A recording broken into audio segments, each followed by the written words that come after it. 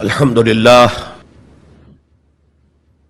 للہ وکفى والصلاة والسلام علی عباده الذین اصطفى خصوصا علی افضلهم وخاتم النبیین محمد الامین وعلی آلہ وصحبہ اجمعین. اما بعد فقد قال اللہ تبارک وتعالی کما ورد فی سورة الحجرات: اعوذ باللہ من الشیطان الرجیم بسم اللہ الرحمن الرحیم. یا ایھا الناس انا خلقناکم من ذکر وانثی وجعلناکم شعوبا وقبائل لتعارفوا ان اکرمکم عند اللہ اتقاکم ان اللہ علیم خبیر. وقال تبارک وتعالی کما ورد فی سورة آل عمران: فاستجاب لهم ربهم انی لا اضیع عمل عامل منکم من ذکر او انثی بعضکم من بعض فالذین هاجروا واخرجوا من دیارهم وأوذوا فی سبیلی وقاتلوا وقتلوا لأکفرن عنہم سیئاتہم ولأدخلنہم جنات تجری من تحتها الانہار ثوابا من عند اللہ واللہ عندہ حسن الثواب. صدق اللہ العظیم. وقال النبی صلی اللہ علیہ وسلم فی خطبتہ فی حجۃ الوداع: لا فضل لعربی علی عجمی ولا لعجمی علی عربی ولا لاسود علی احمر ولا لاحمر علی اسود الا بالتقوی کلکم بنو آدم وآدم من تراب او کما قال صلی اللہ علیہ وسلم. رب اشرح لی صدری ویسر لی امری واحلل عقدۃ من لسانی یفقہوا قولی. اللہم ربنا الہمنا رشدنا واعذنا من شرور انفسنا. اللہم ارنا الحق حقا وارزقنا اتباعہ وارنا الباطل باطلا وارزقنا اجتنابہ. آمین یا رب العالمین.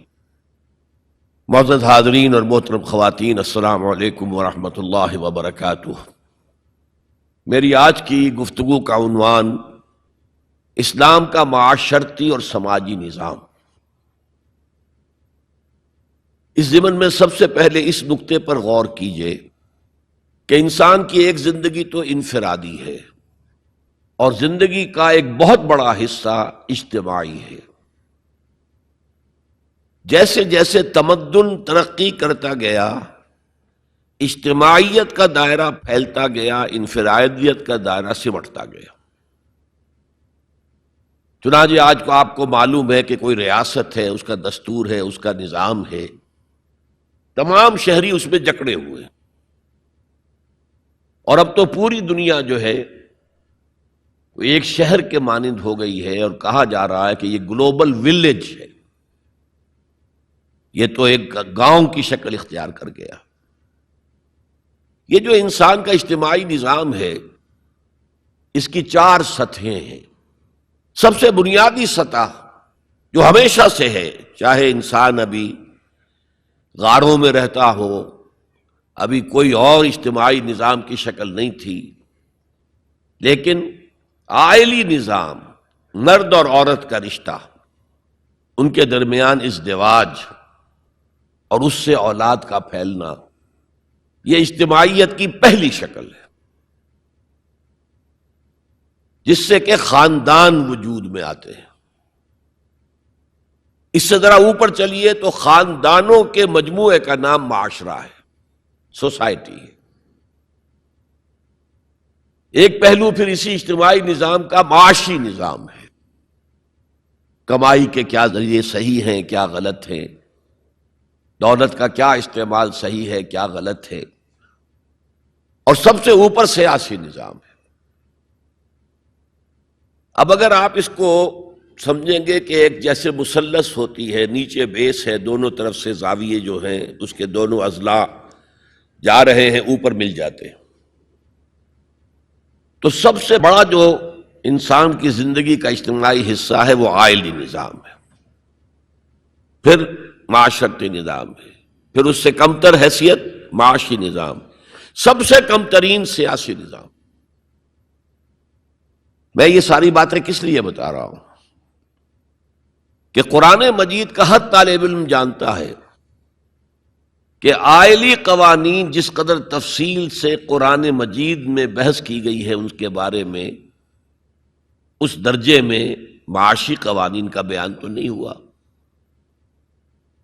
سیاسی نظام تو کوئی اسلام نے دیا ہی نہیں، چند اصول دیے ہیں، اللہ کی حاکمیت، مسلمانوں کی خلافت، جہاں اللہ اس کے رسول کا کوئی حکم نہ ہو وہاں باہمی مشورے سے معاملہ طے کرنا، تین اصول ہیں، اللہ اللہ خیر صلی اللہ، ان الحکم الا للہ،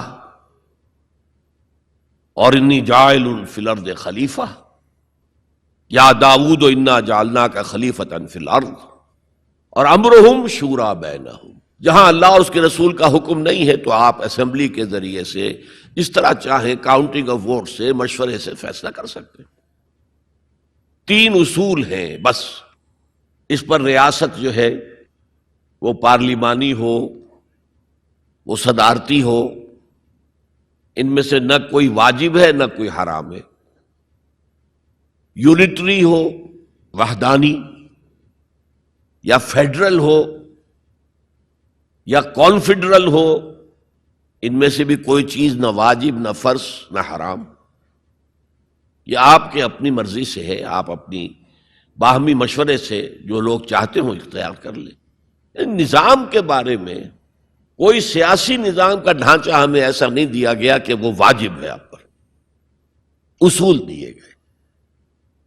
معاشیات کے ضمن میں سود حرام، جوا حرام، نشہ آور چیزوں کی تجارت حرام،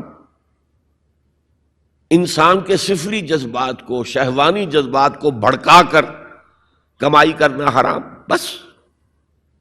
باقی میدان کھلا ہے، محنت کرو، جد و جہد کرو، کماؤ، جو تم کماؤ گے تمہارا ہوگا، البتہ ایک حد سے اوپر جاؤ گے زکوٰۃ لے لی جائے گی تاکہ جو پیچھے رہ گئے ہیں ان کی ضروریات پوری کی جا سکے۔ جہاں آزاد معیشت ہوگی وہ ایسے ہی ہے جیسے کہ آزاد دوڑ ہو رہی ہے، اور جب دوڑ میں ظاہر بات ہے کہ آپ اگر تو انہیں رسے سے باندھ دیں گے تب تو نہ کوئی آگے رہا نہ پیچھے رہا، لیکن دوڑ کا فائدہ کیا ہے؟ دوڑ تو یہ ہے کہ ذرا وہ شخص جو تیز دوڑ سکتا ہو وہ نمایاں ہو۔ تو فری اکانومی جہاں بھی ہوگی، کوئی آگے نکل جائیں گے کوئی پیچھے رہ جائیں گے، تو پیچھے والوں کے بھی کچھ حقوق کا لحاظ کیا جائے۔ زکوٰۃ کیا ہے؟ تؤخذ من اغنیائہم ترد الی فقرائہم، ان کے امیروں سے وصول کی جائے گی، ان کے غریبوں کو دے دی جائے گی، بس یہی جو ہے اسلام کا معاشی نظام ہے۔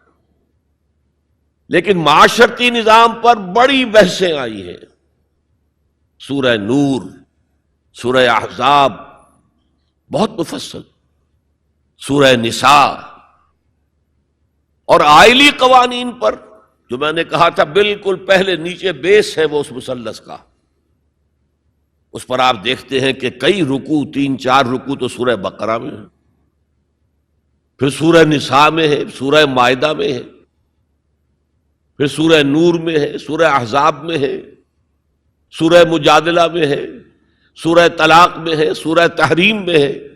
یہ عائلی قوانین تو بہت ہی تفصیل کے ساتھ بیان کیے گئے۔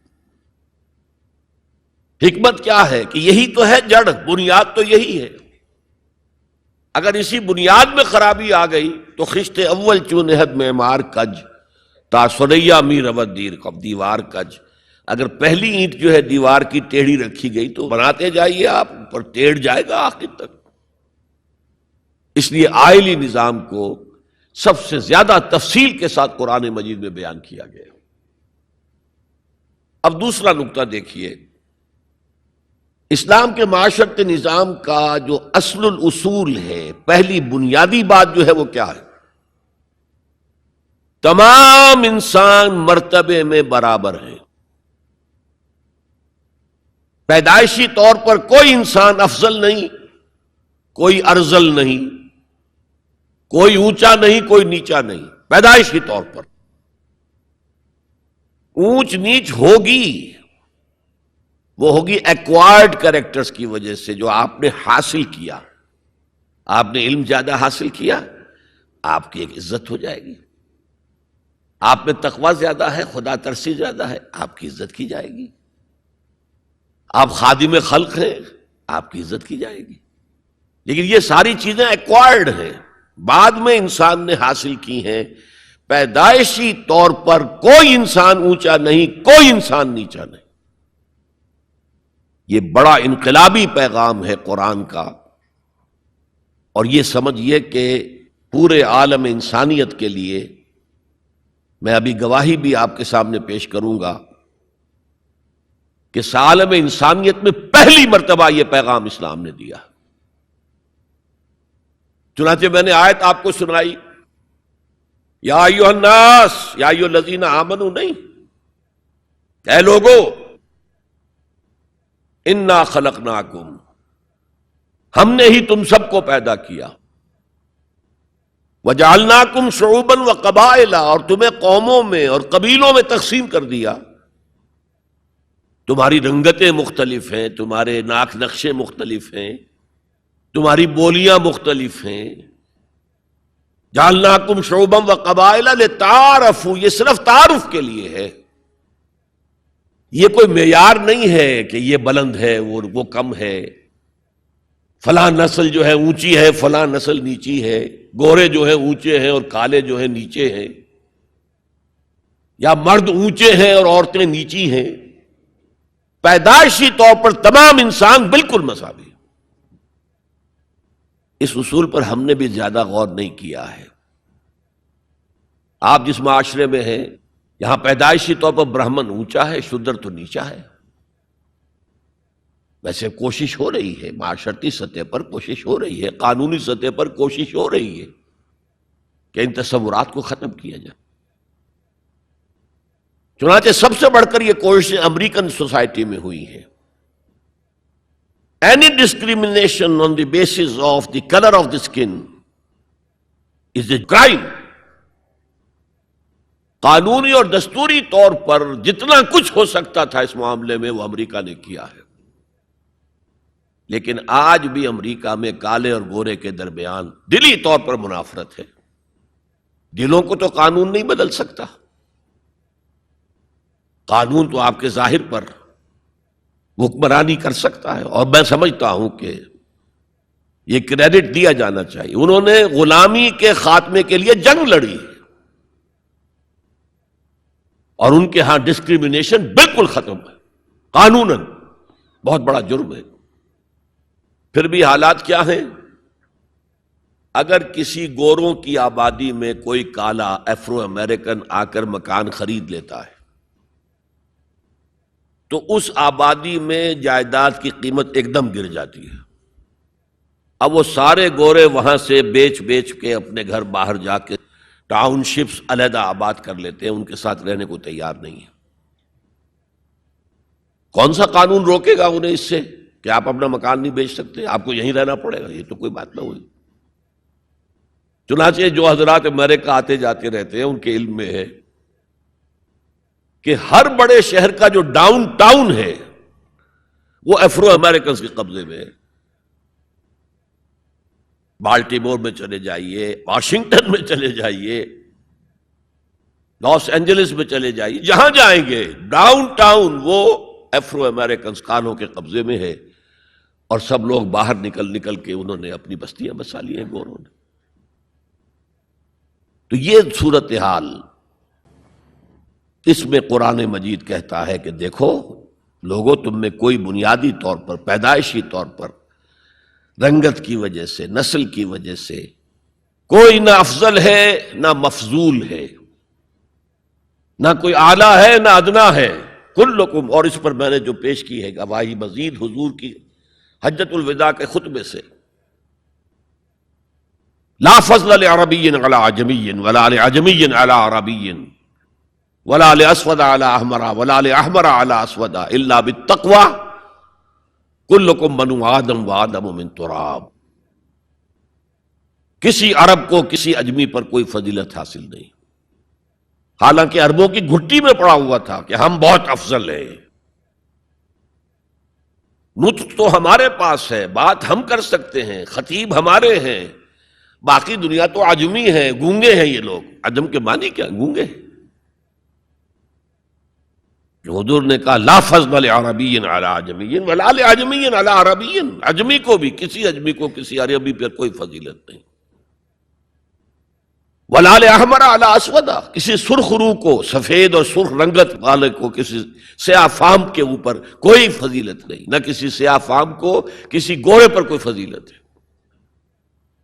میں نے شروع میں جب میں حدیث پڑھتا تھا تو میں حیران ہوتا تھا کہ کیا کوئی کالے بھی یہ سمجھتے ہیں کہ ہم گوروں سے افضل ہیں؟ امریکہ میں جا کے بھید کھلا، وہ تو کہتے ہیں ہم مکمل انسان ہیں، یہ تو کچے ہیں، پکے ہوئے ہی نہیں ابھی۔ مذاق اڑاتے ہیں، ان کے ہاں جو ہے سفید چمڑی والوں کا شدید مذاق اڑتا ہے۔ تو حضور نے تو کہا تھا 1400 برس پہلے لولا لفضل لاسود علی احمر ولا لاحمر علی اسود، کسی گورے کو کسی کالے پر، کسی کالے کو کسی گورے پر کوئی فضیلت نہیں۔ کلکم بنو آدم، تم سب کے سب آدم کی نسل ہو، وآدم من تراب، اور آدم مٹی سے بنے تھے علیہ الصلوۃ والسلام۔ یہ جو نکتہ میں اتنے اہتمام سے بیان کر رہا ہوں، اس کے لیے میں گواہی اب دے رہا ہوں ایچ جی ویلز کی، نام سنا ہوگا آپ نے۔ وہ زیادہ مشہور تو ہے سائنٹیفک فکشن کے معاملے میں، اس نے اپنے زمانے میں ایسی کہانیاں لکھی، ایسے افسانے لکھے جو آنے والے دور میں سائنس کے جب کہ عروج ہونے والا تھا تو واقعات کے طور پر سامنے آنے والے تھے۔ سائنٹیفک فکشن، کہانیاں لکھنا، افسانے لکھنا سائنسی بنیادوں پر۔ لیکن تاریخ عالم پر بھی ان کی 2 کتابیں اس شخص کی جو ہیں وہ بہت ہی عمدہ ہیں، اس میں کوئی شک نہیں۔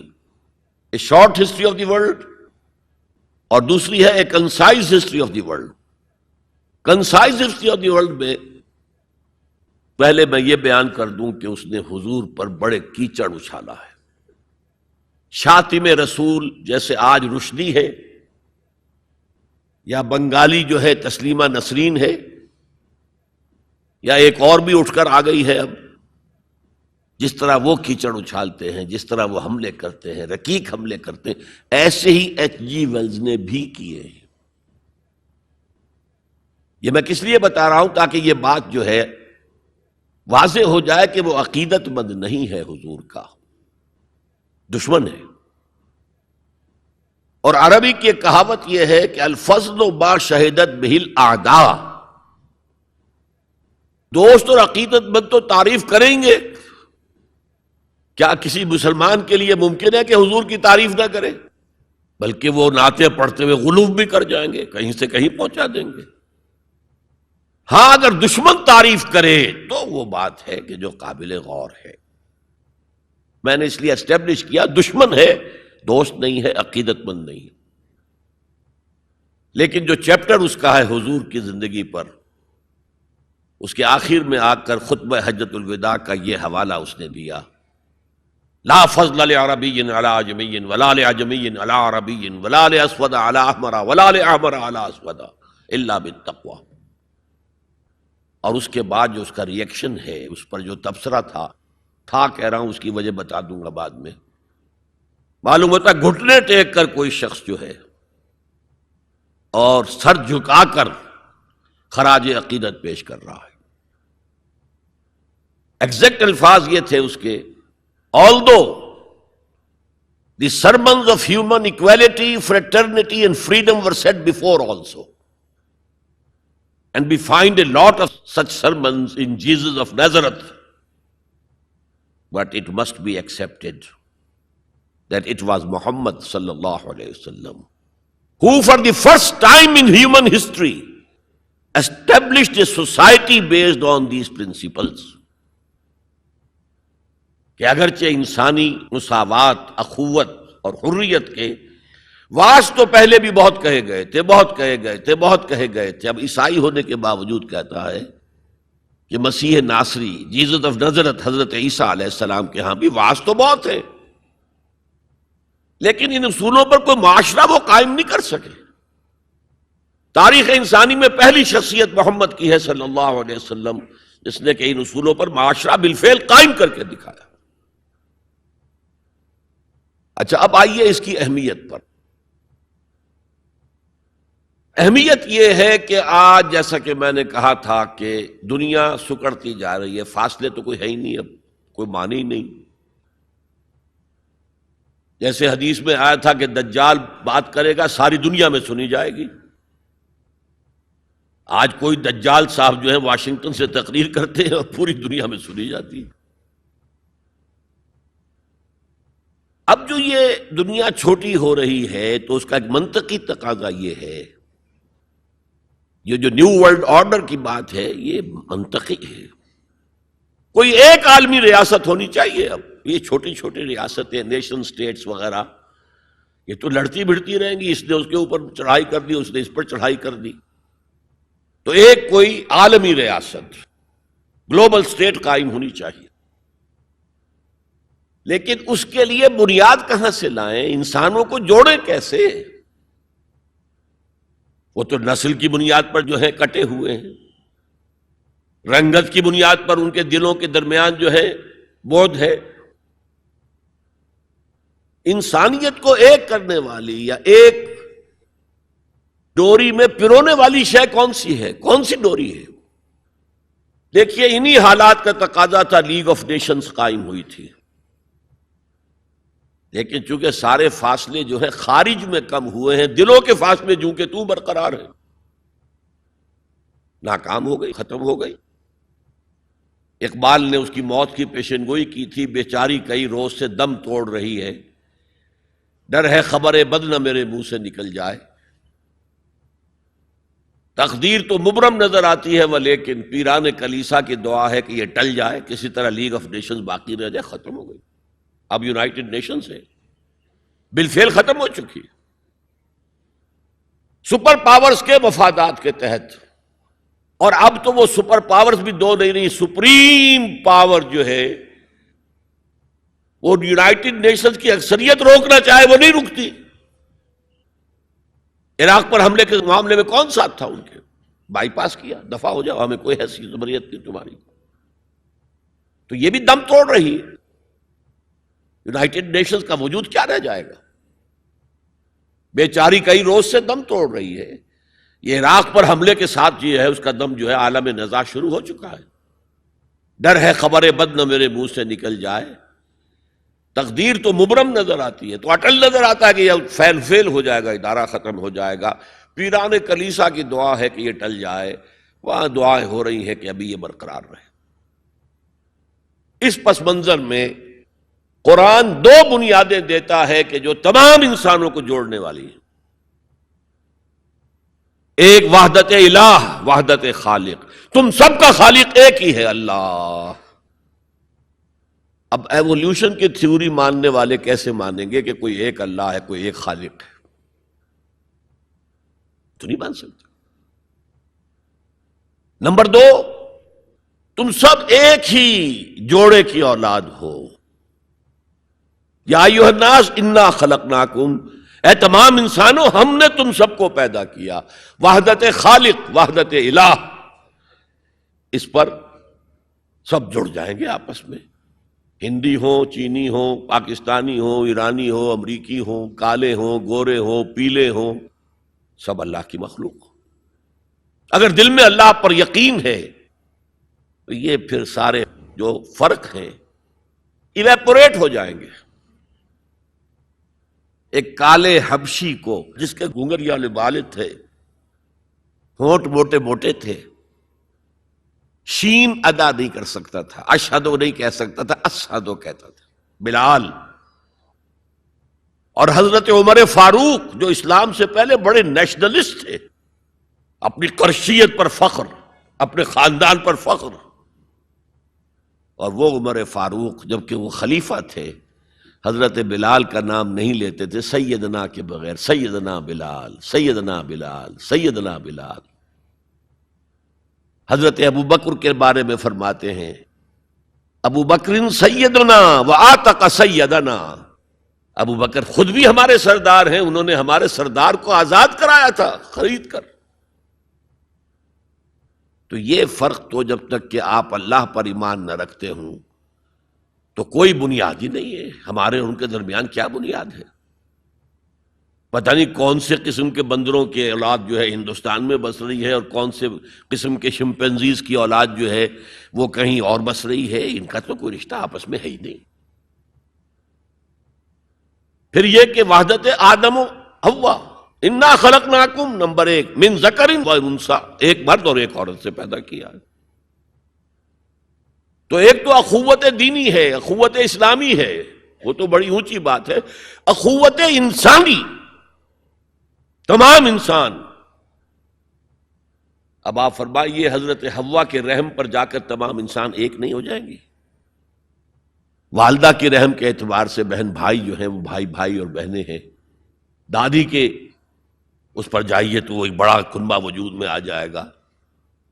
چچا تائے کی ساری اولاد اس میں مل جائے گی، اور اسی طریقے سے خالاؤں کی اور پھپھیوں کی اولاد شامل ہو جائے گی. اس سے آگے جائیے، اس سے آگے جائیے، سب جا کر آدم اور حوا پر جمع ہو جائے گی. تو آج جو زمانے کا تقاضا ہے کہ یہ فاصلے کم ہو، نوع انسانی جمع ہو، ایک وحدت ہو جائے، وہ تقاضا صرف اسلام کی بنیاد پر طے ہو سکتا ہے، پورا ہو سکتا ہے. کسی اور کے پاس اس کے لیے کوئی بنیاد نہیں. میں نے کہا تھا نا کہ کسی کالے کو گورے پر نہیں، کوئی گورے کو کالے پر فضیلت نہیں. ساتھ ہی کہا تھا مرد کو عورت پر کوئی فضیلت نہیں. مرد اونچا اور عورت نیچی نہیں ہے. شرف انسانیت کو دونوں ایکولی شیئر کرتے ہیں، وہ بھی ہیومن بینگ، وہ بھی ہیومن بینگ. سورہ آل عمران کے آخر میں ایک لمبی دعا آئی ہے، ربنا اننا سمعنا منادیا ینادی للایمان ان آمنوا بربکم فآمنا. اے رب ہمارے، ہم نے ایک پکارنے والے کی پکار کو سنا کہ وہ ایمان کی صدا لگا رہا ہے، ایمان کی ندا لگا رہا ہے صلی اللہ علیہ وسلم کہ اپنے رب پر ایمان لاؤ. تو ہم ایمان لے آئے. ربنا فاغفر لنا ذنوبنا وکفر عنا سیئاتنا. تو پروردگار ہمارے گناہ بخش دے اور ہم سے ہماری برائیوں کو دور کر دے. وتوفنا مع الابرار، اور اپنے نیکوکار بندوں کے ساتھ ہمارا خاتمہ کیجو. ربنا وآتنا ما وعدتنا علی رسولک، اور پروردگار ہمیں وہ سب کچھ دیجو جس کا وعدہ تو نے اپنے رسولوں کے ذریعے کیا ہے. آپ نے فرمایا جنت اور یہ نعمتیں ہوں گی، ہمیں وہ سب کچھ دیجو. انک لا تخلف المیعاد، تو اپنے وعدے سے ہٹنے والا نہیں ہے. ہمیں یہ اندیشہ نہیں ہے. اندیشہ ہے تو یہ کہ ہم ان وعدوں کا مصداق ثابت ہو سکے یا نہ ہو سکے. تو اپنے فضل کرم سے ان کا مصداق ہمیں بنا دے. اب اس کا جواب سنیے. فاستجاب لهم ربهم انی لا اضیع عمل عامل منکم. ان کے رب نے ان کی دعا کو قبول کیا اور فرمایا میں تم میں سے کسی عمل کرنے والے کے کسی عمل کو ضائع کرنے والا نہیں ہوں. من ذکر او انثی، خواہ وہ مرد ہو خواہ عورت. بعضکم من بعض، تم ایک دوسرے ہی میں سے ہو نا. ایک ہی باپ کے نطفے سے بیٹا بھی ہے، بیٹی بھی ہے. ایک ہی ماں کے رحم میں پرورش پائی ہے بیٹے نے بھی بیٹی نے. تو اونچ نیچ کہاں سے آ جائے گی؟ کدھر سے آ جائے گی؟ بعضکم من بعض، ایک دوسرے میں سے ہو. فالذین ہاجروا، تو وہ لوگ جنہوں نے ہجرت کی. تو ہجرت صرف مردوں تو نے کی، عورتوں نے بھی کی. وَأُخْرِجُوا مِن دِيَارِهِمْ، جو اپنے گھروں سے نکالے گئے، ان میں مرد بھی تھے عورتیں بھی تھیں. وَأُوذُوا فِي سَبِيلِي، اور جنہیں میری راہ میں ایذا پہنچائی گئی، ان میں مرد بھی تھے عورتیں بھی تھیں. پہلے شہید ہونے والے 2 میاں بیوی، ایک جوڑا، حضرت یاسر رضی اللہ تعالی عنہ اور حضرت سمیہ ان کی اہلیہ رضی اللہ تعالی عنہ. شدید ترین ٹارچر کیا ابو جہل نے اور پھر شہید کر دیا. وقاتلوا وقتلوا، پھر انہوں نے قتال بھی کیا، اللہ کی راہ میں جنگ بھی کی اور قتل بھی ہوئے. تو ان تمام کاموں کے اندر مرد اور عورت شریک رہے. قتال سے میں نے عرض کیا تھا کہ فرضیت اس کی جو ہے وہ خواتین پر نہیں ہے. اس کے باوجود خواتین نے حصہ لیا، جاتی تھی، مرہم پٹی ان کے ذمے، آخر جنگ میں زخمی ہوں گے، آئیں گے. کوئی مرد اس میں لگیں گے تو ورکنگ جو ہماری طاقت ہے وہ کم ہوگی. پھر یہ کہ آخر خوراک کا بندوبست تو کرنا ہے، کھانے کا جو ہے راشن کا وہ کرتے تھے. تو یہ سب کے سب برابر کے شریک ہیں. سنیے دوبارہ الفاظ، فاستجاب لهم ربهم انی لا اضیع عمل عامل منکم من ذکر او انثى بعضکم من بعض فالذین ہاجروا واخرجوا من دیارهم واوذوا فی سبیلی وقاتلوا وقتلوا لأکفرن عنہم سیئاتہم، میں لازماً دور کر دوں گا ان سے ان کی برائیوں کو، وَلَأُدْخِلَنَّهُمْ جَنَّاتٍ تَجْرِي مِن تَحْتِهَا الْأَنْهَارُ، اور انہیں لازماً داخل کروں گا ان باغات میں کہ جن کے دامن میں ندیاں بہتی ہوں گی. ثوابا من عند اللہ، یہ بدلہ ہوگا اللہ کے پاس سے. واللہ عندہ حسن الثواب، اور یقیناً بہترین بدلہ تو اللہ ہی کے پاس ہے. مساوات مرد و زن کے اس نظریے کو سمجھ لیجئے. دوسرا نظریہ میں بتاؤں گا جو آج دنیا مغرب سے لے رہی ہے، وہ سراسر گمراہی ہے، سراسر گمراہی ہے، سراسر گمراہی. لیکن نیکیوں کے میدان کھولے ہوئے ہیں مردوں کے لیے، عورتوں کے لیے. جو مرد کمائے گا نیکی وہ اس کے لیے ہے، جو عورت نیکی کمائے گی وہ اس کے لیے ہے. انڈیویجویلٹی ہے، فریڈم ہے، فریڈم آف ول ہے، مساوی ہے. اور اسی لیے میں نے یہ جو آیت ہے دیکھیے، اس میں 10 اوصاف میں مردوں عورتوں کو برابر برابر. عام طور پر قرآن کا اسلوب یہ نہیں ہے، اسے عربی میں کہتے ہیں برسبیل تغلیب. ایک مجمع ہے، مرد بھی ہیں عورتیں بھی ہیں، تو مذکر میں خطاب ہوگا، مؤنث کے صیغے سے خطاب نہیں ہوگا. وہ تابع ہیں، ساتھ ہی آ جائیں گے. لیکن یہ آیت دیکھیے کتنی طویل ہے.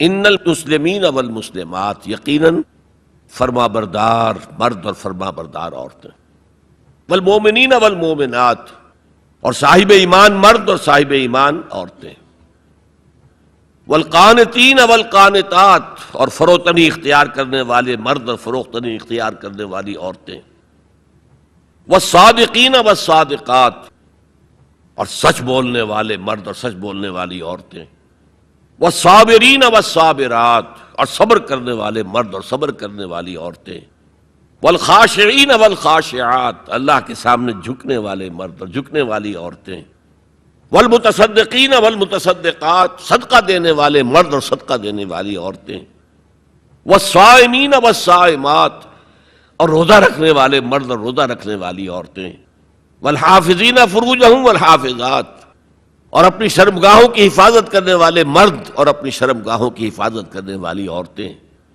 والذاکرین اللہ کثیرا والذاکرات، اور کثرت سے اللہ کا ذکر کرنے والے مرد اور کثرت سے اللہ کا ذکر کرنے والی عورتیں. اعد اللہ لہم مغفرۃ واجرا عظیما، اللہ تعالیٰ نے ان سب کے لیے تیار کیا ہوا ہے. اعد اللہ لہم مغفرۃ، ایک تو مغفرت انہیں ملے گی اور اجر عظیم ملے گا. یہ ہے وہ تصور مساوات مرد و زن، کوئی اونچا نہیں کوئی نیچا نہیں. البتہ اب میں اگلے قدم پر آ رہا ہوں. ابھی تک تو افراد کی بات ہو رہی ہے،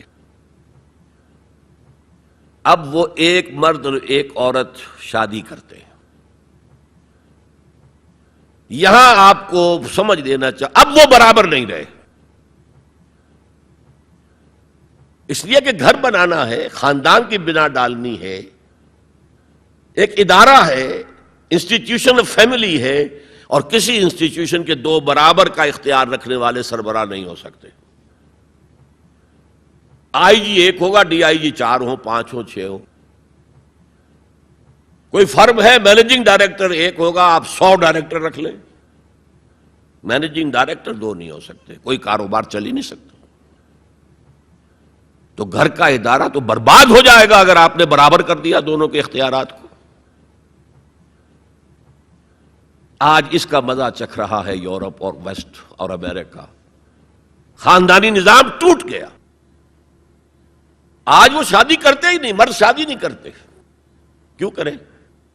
قانون آپ نے یہ بنا دیا ہے کہ آپ نے آج شادی کی اور 1 مہینے کے بعد آپ اپنی بیوی کو طلاق دیں تو اپنی پوری دولت کا نصف دینا پڑے گا اسے. وہ کہتے ہیں ہم نہیں کرتے یہ. لیکن عورت کی تو ضرورت ہے نا، مرد کی ضرورت عورت ہے، لیکن عورت کی ضرورت بھی تو ہے مرد. مرد کہتا ہے آؤ میرے ساتھ رہو، کھاؤ پیو، میں شادی نہیں کروں گا. وہ یہ کہتے ہیں وی آر لیونگ ٹوگیدر، بس we are not married, we are living together. بچے بھی ہو رہے ہیں.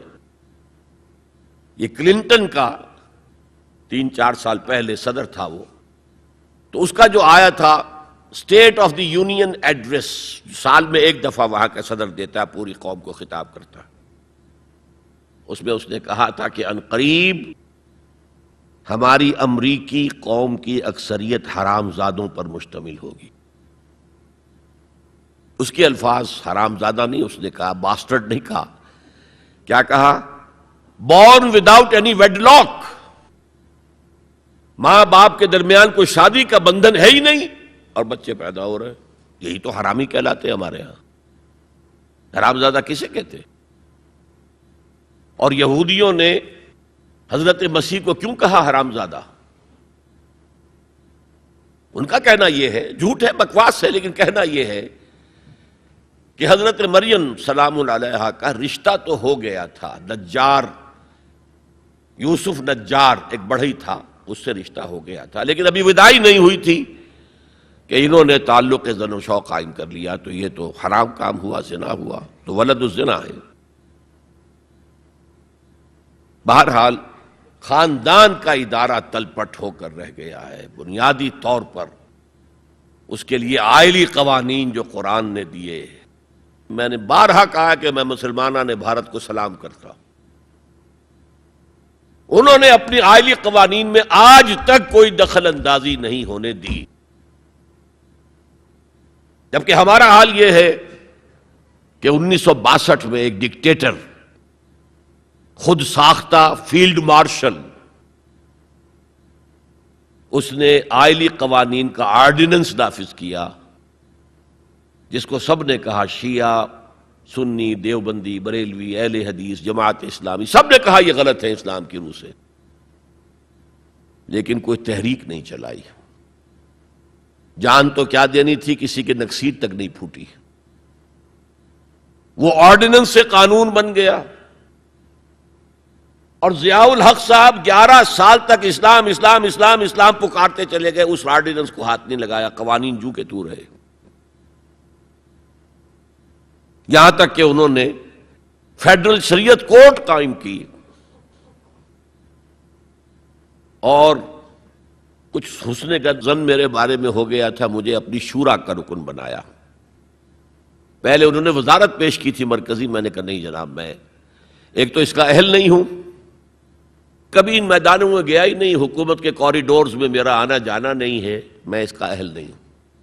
ثانیاً اصل حکومت فوج کی ہے، آپ نے ہمیں کرنے کچھ نہیں دینا اور الزام ہم پر آئے گا. یہ ناکام ہوگا، اس لیے کہ اس سے پہلے کی ایک منسٹری تھی جس میں جماعت اسلامی اور جمعیت علماء اسلام کے وزراء تھے، اور ان دونوں کو داغدار کر کے اس نے نکال باہر کیا تھا. یہ کوئی کام نہیں کر سکے. بھائی کام تم کرنے دو تو کرے. تم تو کہتے ہو میری کانسٹیچوئنسی تو فوج ہے، یہ تو فوج کو راضی رکھنا ہے. بہرحال میں نے ان سے کہا تھا یہ ہے 2 جولائی سن 82 کی بات. میں نے کہا آپ اپنے ماتھے پر کلنک کا ٹیکا لیے پھر رہے ہیں. اور مجھے خیال بھی آیا کہ میں نے یہ کیا کیا، یہ تو میں نے تو محاورہ استعمال کیا تھا. ان کی پیشانی پر محراب تھا. میں نے سوچا یہ ناراض ہو نہیں ہوا، وہ اس معاملے میں بہت ٹھنڈے آدمی تھے، بہت متحمل مزاج. کہلے کیوں کہہ رہے ہیں آپ یہ؟ میں نے کہا دیکھیے آپ نے فیڈرل شریعت کورٹ بنائی، اس میں اپنے ہینڈ پکڈ علماء رکھے. تقی عثمانی کس کا چوائس ہے؟ آپ کا. پیر کرم شاہ کس کا چوائس ہے؟ آپ کا. ملک غلام علی کس کا چوائس ہے؟ آپ کا. اور اس کورٹ کے بھی ہاتھ باندھ دیے. ویسے تو یہ 2 بیڑیاں پہنائی تھی اور 2 ہتھکڑیاں، لیکن میں اس وقت اپنی گفتگو کے حوالے سے صرف ایک کا ذکر کر رہا ہوں، آئلی قوانین پر بھی آپ کوئی بات نہیں کر سکتے۔ میں نے کہا یہ کیا؟ یہ تو انگریز نے نہیں چھیڑے تھے ہمارے، اور بھارت کا مسلمان آج تک اس کی حفاظت کر رہا ہے۔ میں نے کہا دیکھیے یہ غلام احمد پرویز نے بنوائے تھے جو منکر حدیث تھا، اور اس کا اثر تھا چونکہ وہ گورنمنٹ آف پاکستان میں ڈپٹی سیکریٹری تھا کسی مرکزی محکمے میں، وہ اس کے زیر اثر جو ہے ایوب خان نے وہ قوانین بنائے۔ اور میں نے کہا ضیاء الحق سے کہ وہ بھی زندہ ہے، ابھی زندہ تھے وہ عدالت میں آئے ثابت کر دیں کہ کتاب و سنت کے خلاف کوئی چیز اس میں نہیں ہے، میں خوش، میرا خدا خوش۔ میں یہ تو نہیں کہتا کہ جو میں کہوں وہ آپ کریں، لیکن آپ نے عدالت کے ہاتھ کیوں بند کیے؟ کہنے لگے کہ پھر ان خواتین کو کون مطمئن کرے گا؟ میں نے کہا اگر آپ کا سوچ کا انداز یہی ہے تو یہ میرا استعفیٰ حاضر ہے، میں آپ کی شورا میں نہیں بیٹھ سکتا، استعفیٰ دے کر آگے۔ میں جو حوالے سے بات کر رہا تھا وہ یہ کہ جب یہاں وہ ایجیٹیشن ہوا ہے، اور میں دلی میں تھا اور میں نے انگریزی اخبار میں فوٹو دیکھا تھا کہ جس قدر عظیم ایک جلسہ بمبئی میں ہوا تھا، کیپشن یہ تھا اخبار میں، اے میمتھ گیدرنگ آف بامبے مسلمز، میمتھ، اور اس میں ظاہر بات ہے ایجیٹیشن کے اندر جانیں بھی دینی پڑی، سب کچھ ہوا۔ پھر حکومت نے گھٹنے ٹیک دیے کہ نہیں؟ اور صرف گھٹنے نہیں ٹیکے، راجیو کی یہ تقریر لوک سبھا کی ریکارڈ پر ہے کہ میں نے تو اس سے پہلے کبھی مطالعہ نہیں کیا تھا، اب اس مسئلے پر مطالعہ کیا ہے تو میں نے دیکھا ہے کہ جتنے حقوق اسلام نے عورت کو دیے کسی مذہب نے نہیں دیے۔ یہ بات ہے جو اسے ماننی پڑی، لیکن برابر آپ کر دیں گے تو خاندان کا ادارہ ختم ہو جائے گا۔ اسی لیے فرمایا گیا الرجال قوامون علی النساء فالصالحات قانتات حافظات للغیب بما حفظ اللہ۔ مرد حاکم ہیں عورتوں پر، نیک بیویاں وہ ہیں جو اپنے شوہروں کی اطاعت کرتی ہیں۔ ظاہر بات ہے کہ کوئی رائے ہے، اختلاف رائے ہو گیا ہے شوہر اور بیوی میں، بیوی دلیل سے سمجھا لے، اپیل سے سمجھا لے، جس طرح بھی سمجھا لے، منوا لے، ٹھیک ہے، اور نہیں تو اسے شوہر کی بات ماننی پڑے گی۔ فالصالحات قانتات، وہی لفظ جو ابھی آپ نے پڑھا، قانتین بالقانتات، فرما بردار مرد اور فرما بردار عورتیں۔ تو نیک بیویاں تو وہ ہیں جو اپنے شوہروں کی اطاعت گزار ہیں، اس سے وہ بانڈ جو ہے مضبوط رہتا ہے۔ پھر اسلام نے اتنا منصفانہ نظام کیا ہے قائم۔ میں نے آپ کے سامنے اقبال کا ایک مصرع پڑھا تھا، وہ جو ابلیس نے کہا کہ عصر حاضر کے تقاضاؤں سے ہے لیکن یہ خوف ہو نہ جائے آشکارا شر پیغمبر کہیں۔ زمانے کا تقاضا، یہ زمانہ ادھر جا رہا ہے، مجھے خطرہ ہے اسلام آئے گا جو آج بش کو خطرہ ہے، آئے گا چاہے اس سے پہلے لاکھوں مسلمان قتل ہو جائیں، چاہے اس سے پہلے کروڑوں مسلمان قتل ہو جائیں۔ تاتاریوں کے ہاتھوں بھی کروڑوں قتل ہوئے تھے، لیکن پھر تاتاریوں نے مسلمانوں کو فتح کیا تھا، اسلام نے تاتاریوں کو فتح کر لیا ہے۔ عیاں فتنہ تاتار کے افسانے سے پاسماں مل گئے کعبے کو صنم خانے سے۔ ہو سکتا ہے اب بھی ایسا ہو جائے، تو وہ ڈرتے ہیں کہ یہ نظام آئے گا، اس لیے اتنے خوف زدہ ہیں۔ جب اللہ نے مرد کو بنایا طاقتور زیادہ، اور عورت کا حسن یہ ہے کہ وہ نازک ہو۔ وہ کبھی کوئی حمیدہ پہلوان ہوتی تھی بھارت میں ایک، اس نے جو کہا تھا کہ میں اس سے شادی کروں گی جو مجھے پچھاڑ لے۔ میں کون پچھاڑے گا اس کو، خود ہی پچھاڑ جائیں گے وہ۔ تو عورت کا حسن تو نزاکت میں ہے، لہذا بھاری بوجھ اس پر نہیں ڈالے۔ ملک کا ڈیفنس مردوں کا ذمہ داری ہے، نان نفقے کی فراہمی مردوں کی ذمہ داری، عورت کی نہیں ہے۔ عورت کا کام ہے گھر میں رہے، شوہر کے لیے اچھا ماحول پیدا کرے.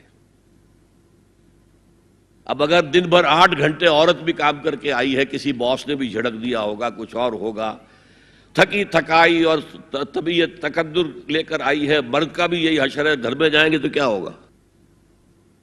لڑیں گے. لیکن گھر میں رہی ہو عورت، پھر بچے آ جاتے ہیں، 1 بجے آ گئے، ماں باپ دونوں آئیں گے شام کو 6 بجے، 7 بجے، 8 بجے. بڑے بڑے شہروں میں تو وہاں پر 2 گھنٹے تو لگتے ہیں گھر پہنچنے میں. یہ بچے کیا کریں گے؟ کس قسم کے تجربات کریں گے؟ کہ سارا بیڑا غرق ہو رہا ہے. عورت کے ذمہ نہیں ہے کام کرنا. کہتے ہیں مجبوری ہے. آپ اپنے سٹینڈرڈ آف لیونگ کو بڑھاتے جائیے، بڑھاتے جائیے، بڑھاتے جائیے، دونوں کی سر توڑ محنت کے باوجود آپ کا جو ہے تقاضا پورا نہیں ہوگا، اور اسی کو سکیڑ لیجئے. کمانا شوہر کا کام ہے، بیوی کا نہیں. اس کو اقبال نے کہا ہے کہ اسلام کا معاشرتی نظام 2 حصوں پر مشتمل ہے. حافظ ناموس زن، ایک تو عورت کی عصمت و عفت کی حفاظت. مرد آزماں، مرد کے اوپر چیلنج ہے، بھاری بوجھ تمہیں اٹھانے ہیں. مرد آزماں مرد آفرین، بھاری کام سارے مردوں کے لیے ہیں. عورت گھر میں رہے. اور آج بھی امریکہ میں جو اسٹے ایٹ مومز کہلاتی ہیں، وہ مائیں جو گھروں میں رہتی ہیں، ان کا بہت بڑا ان کا مقام ہوتا ہے، ان کے بچوں کی تربیت جو ہو سکتی ہے. اور سب سے زیادہ مظلوم وہاں پر عورت ہے. مجھے بتایا جاتا ہے کہ جب سردی برف پڑ رہی ہوتی ہے تب بھی سب سے پہلے سڑکوں پر آپ کو عورتیں نظر آئے گی. مرد 1 گھنٹے بعد گھر سے نکلے گا، کیونکہ اس عورت نے کہیں اپنے بچے کو کسی بیبی سیٹر کے پاس، چلڈرن کیئر کے پاس بھیجے گی، پہنچائے گی، پھر اپنے آفس جائے گی. شام کو آفس سے نکلے گی، وہاں سے بچے کو لگی، پھر گھر آئے گی. مظلوم ترین عورت ہے وہاں پر. دونوں بوجھ ڈال دیے اس پر. حمل بھی وہ اٹھائے، ولادت کی سختی بھی سہے، اور معاش کا بوجھ بھی ڈالو اس پر. واقعہ یہ ہے کہ آج کی عورت انتہائی مظلوم عورت ہے. ایک تو اسے کھلونا بنا لیا ہے. عجیب حیرت ہوتی ہے مغربی تہذیب کو کیا ہوا ہے. عورت ننگی، مرد پورا لباس پہنے ہوئے، پینٹ بھی ہے اور کوٹ بھی ہے، سوٹ پورا ہے اور ٹائی بھی ہے، اور عورت ننگی ہے. اور شدید ترین سردی کے اندر ٹانگیں ننگی ہیں اس کی. یہ اسلام کا معاشرتی نظام اس کو کسی صورت گوارا نہیں کرتا. طلاق کے معاملے میں یہی فرق رکھا. مرد دے سکتا ہے طلاق، عورت لے سکتی ہے، دے نہیں سکتی. لے گی تو خلا کہلائے گی، یا عدالت میں جا کر ثابت کرے، یا یہ کہ کوئی ایلڈرز آف دی فیملی ہوں وہ درمیان میں آئے اور عورت کہے کہ میرا اس کے ساتھ نباہ نہیں ہو سکتا. خود طلاق نہیں دے سکتی، کیونکہ عورت کے اوپر جذباتی طور پر ہر مہینے میں چند دن ایسے آتے ہیں جو چڑچڑی ہوتی ہے. اس چڑچڑے پن میں وہ کچھ بھی کر بیٹھے. اسے طلاق کا حق نہیں دیا. مرد کو حق حاصل ہے. ہاں اگر ناحق طلاق دے گا اللہ کے ہاں پکڑا جائے گا. یہ بات جو ہے مرد اور عورت کو برابر کے طلاق کے حقوق، یہ بھی خاندان کی جڑ کھودنے کے مترادف ہے. اچھا، بیٹے اور بیٹی میں وراثت کا فرق ہے. کیوں؟ بیٹا شادی کرے گا تو مہر دے گا، لڑکی شادی کرے گی تو مہر لے گی. حالانکہ ضرورت لڑکی کو لڑکے کی ہے، لڑکے کو لڑکی کی ہے، دونوں کی ضرورت تو برابر ہے. لڑکا مہر دے اور لڑکی لے. کیوں؟ تاکہ یہ معلوم ہو کہ یہ سربراہ ہے، حافظ ناموس زن، مرد آزماں، مرد کی ذمہ داری ہے. یہ بھی ہمارا بڑا سوشل فنکشن ہے، بہت بڑا. اور اس میں فضول خرچیاں ہو رہی ہیں. حرام کی کمائی ہوئی کمائی جو ہے وہ پانی کی طرح بہائی جاتی ہے. ابھی مجھے ایک صاحب نے بتایا کہ ممبئی میں 2 شادیاں ہوئی ہیں مسلمانوں میں. ایک میں 1.5 کروڑ روپیہ خرچ ہوا، ایک میں 80 لاکھ خرچ ہوا. ہم نے وہاں اصلاحی تحریک شروع کی. ضیاء الحق صاحب نے بھی کوشش کی تھی، آرڈیننس پاس کیا تھا، لیکن یہ چیزیں قانون سے نہیں.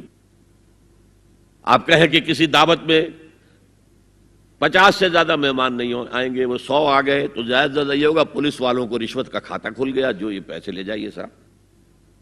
کبھی کبھی وہ پکی پکائی دیگیں لے جا کے اپنے تھانے میں بیٹھ کے کھاتے تھے. لیکن قانون سے نہیں بدلتا مزاج. ہم نے کیا طے کیا؟ دیکھو یہ ہے چٹان کی بنیاد. آپ کو بڑی اونچی بلڈنگ بنانی ہو تو دیکھنا پڑتا ہے چٹان نیچے بنیاد زمین کیسی ہے. تو بنیاد کیا ہے؟ آپ سادگی کرو سادگی کرو سادگی کرو، یہ واسطہ بے معنی ہے بالکل. اس لیے کہ غریب کی سادگی کچھ اور ہے، امیر کی سادگی کچھ اور ہے. سادگی کے ایک معنی تو نہیں ہے. لہذا کوئی جو ہے راک فاؤنڈیشن وہ تلاش کی جائے. وہ ہم نے کی تلاش.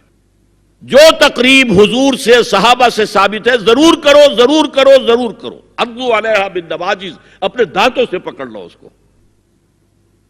اور جو تقریب ثابت نہیں حضور سے اور صحابہ سے، یقیناً یہ کہیں باہر سے آئی ہے. یا تو ہمارا خاندانی پس منظر جو ہے، اکثر تو ہندوؤں سے مسلمان ہوئے، وہ سادات ہوں، صدیقی ہوں، فاروقی ہوں، عثمانی ہوں، وہی ہیں نا جو باہر سے آئے تھے. باقی تو اکثریت یہیں سے. وہ اپنا ہندوانہ پس منظر لے کر آئے. تو جس کا ثبوت صحابہ کے دور میں نہیں، وہ یقیناً باہر سے آئی ہوئی چیز ہے. اس میں پھر سادگی نہیں، اس میں کمی نہیں، جڑ سے کاٹو اس کو. اس بنیاد پر ہم نے 5 فیصلے کیے ہیں. ذرا سن لیجئے آپ بھی، اگر آپ کوئی سوشل ورک کرنا چاہیں اس کو عام کریں. نمبر 1، نکاح مسجد میں. حدیث موجود ہے، ترمذی شریف کی روایت، اعلنوا ھذا النکاح واجعلوہ فی المساجد. نکاح کا اعلان عام کیا کرو، مسجدوں میں منعقد کیا کرو. میں حیران ہوتا ہوں کیوں نہیں علماء کرام نے اس کی طرف توجہ دلائی. حدیث ہے. ہاں میں مانتا ہوں ان کا کہنا یہ ہے کہ یہ یہاں جو امر ہے کہ مسجد میں منعقد کرو، یہ امر وجوب کے لیے نہیں ہے، استحباب کے لیے. مستحب ہے یہ کہ مسجد میں. تو بھائی مستحب کیوں چھوڑ رہے ہو تم؟ وہ اس لیے چھوڑنا پڑتا ہے، مولوی بیچارے کی حیثیت ہے ہی نہیں معاشرے میں کہ وہ کہے جناب یہاں آئیے میرے پاس، میں نہیں آؤں گا آپ کے گھر نکاح پڑھانے کے لیے.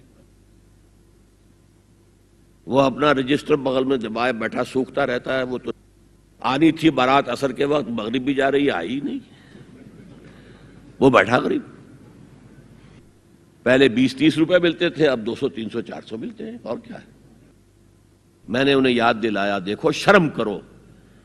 عیسائیوں نے آج تک اپنے چرچ کی اور اپنے پادری کی عزت یہ رکھی ہے کہ شہزادے اور شہزادی کی شادی ہوگی وہ بھی پادری چرچ میں آئیں گے. شہزادے کی شادی ہو رہی ہے تو جو ان کی پارلیمنٹ کے ساتھ ہے چرچ، وہاں شادی ہوگی. وہاں پردہ نہیں ہے، لڑکا لڑکی دونوں آمنے سامنے کھڑے ہو کر قول و قرار کریں گے. ہمارے ہاں پردہ ہے تو اس لیے لڑکی کے گھر بھی جائیں گے تو لڑکی تو محفل میں نہیں آئے گی. لڑکی کا ایک وکیل ہوگا، وہ وکیل اجازت لے کر آئے گا، 2 اس کے گواہ ہوں گے، ان کے سامنے اجازت لی گئی، پھر وہ نکاح خواہ کو اجازت دیں گے، وہ نکاح پڑھا دیں گے. پہلی بات یہ ہو گئی کہ نکاح مسجد میں. نمبر 2، نکاح کے موقع پر کوئی دعوت طعام نہیں، کوئی ثابت نہیں. دعوت طعام صرف ایک ہے، وہ ولیمہ ہے. اور اس قدر معقول بات ہے، سب باپ اپنے سینوں پر ہاتھ رکھ کر سوچیں اور میری بات سنیں. کیا بیٹی کو گھر سے رخصت کرنے کا وقت جو ہے وہ خوشی کا وقت ہوتا ہے؟ جب بیٹی گھر سے جا رہی ہو، کوئی جانور بھی آپ قربانی کے لیے، کوئی مینڈھا کو بکرا لے آئیں 8-10 دن پہلے اور بچے مانوس ہو جائیں تو وہ جب آپ ذبح کرتے ہیں تو پچھاڑے کھاتے ہیں کہ نہیں بچے؟ اور یہ لخت جگر ہے، نور چشم ہے، 18 20 22 برس گھر میں رہی ہے، وہ جا رہی ہے. خوشی نہیں ہے وہاں، صرف یہ ہوتا ہے اے سائی آف ریلیف کہ ایک ذمہ داری کا بوجھ تھا، اللہ نے آج پورا کرا دیا، اتروا دیا بوجھ. پھر بھی اندیشہ ہوتا ہے، پتہ نہیں مزاج ملے نہ ملے. نئے ماحول میں جا رہی ہے، وہاں جا کر ایڈجسٹ ہو یا نہ ہو، اندیشے پھر بھی ہوتے ہیں ذہن کے اندر. تو ان سے مرغ پلاؤ کھانا اور متنجن کھانا کوئی معقول بات نہیں ہے. معقول بات کیا ہے؟ لڑکا، اس کا گھر آباد ہوا ہے، وہ ولیمہ کرے، اس پر باقاعدہ احادیث اولبو ولو بشاتن، ولیمہ ضرور کرو چاہے ایک ہی بکری ہو تمہارے پاس، ذبح کرو، کاٹو، کھلاؤ گوشت اپنے دوستوں کو، احباب کو. یہاں تک کہا کہ بیسا طعام الولیمہ، برا کھانا ہے ولیمے کا کہ اس میں غریبوں کو نہیں بلایا جاتا. ظاہر بات ہے مسلی کھلانے کے لیے تو ولیمہ نہیں ہوتا، اپنے احباب کو، دوستوں کو بلایا جاتا ہے. پھر بھی میں تم سے کہتا ہوں کہ جسے ولیمے کے لیے بلایا جائے وہ اگر نہیں جائے گا تو اللہ اور اس کے رسول کے حکم کی نافرمانی کرے. تو جس رسول نے اتنی تفصیل سے حکم دیا ہو ایک دعوت کا، وہ دوسری دعوت میں بھی خیر ہوتا نہ بیان کرتا. جب نکاح مسجد میں اور کوئی دعوت طعام نہیں تو بارات کا تصور خلاص.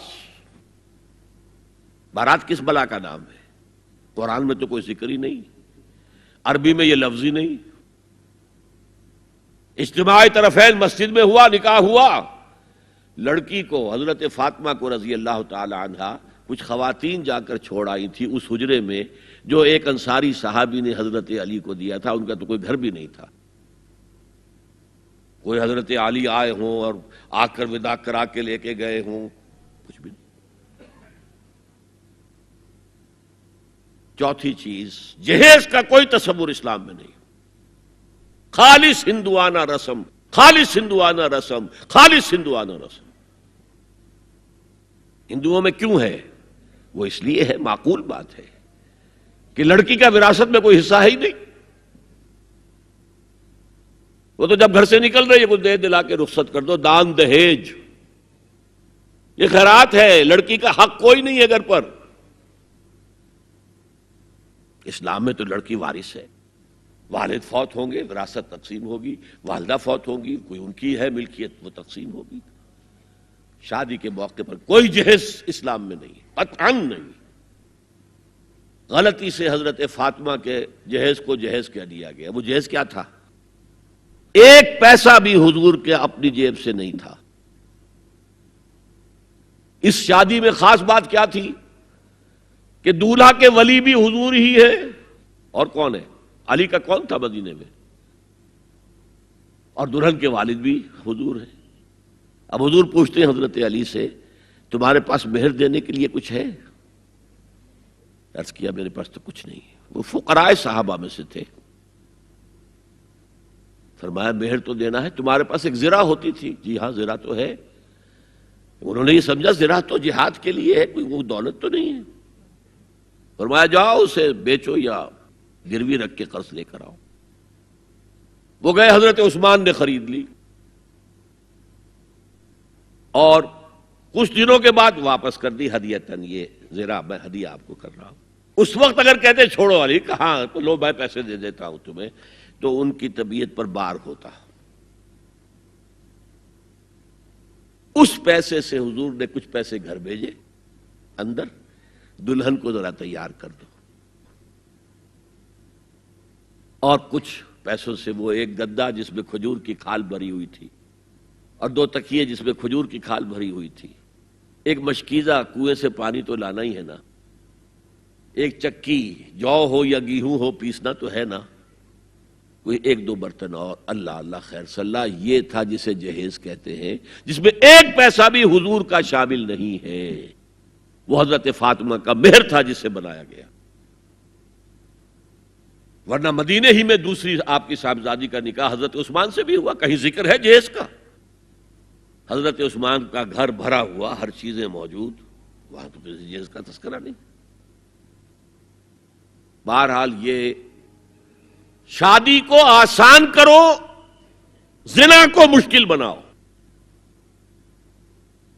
یہاں شادی کے لیے 9 من تیل ہوگا تو رادھا ناچے گی، ورنہ یہ کہ بڑی ہو رہی ہے، عمر ہو رہی ہے، سب کچھ ہو رہا ہے، لیکن کچھ تقاضے تو ہے نا، آخر کچھ تو کرنا ہوتا ہے نا. آخر کچھ نہ کچھ لوگوں کو تو کھانا کھلانا ہی ہوتا ہے نا، بارات تو آخر آئے گی ہی نا، کچھ نہ کچھ تو دینا ہی ہوگا، کچھ جوڑے کپڑے، کچھ یہ اسلام کا فلسفہ جو میں نے 4-5 باتیں آپ کو بتا، فلسفہ یہ ہے کہ لڑکی کے باپ پر 1 پیسے کا بوجھ نہیں،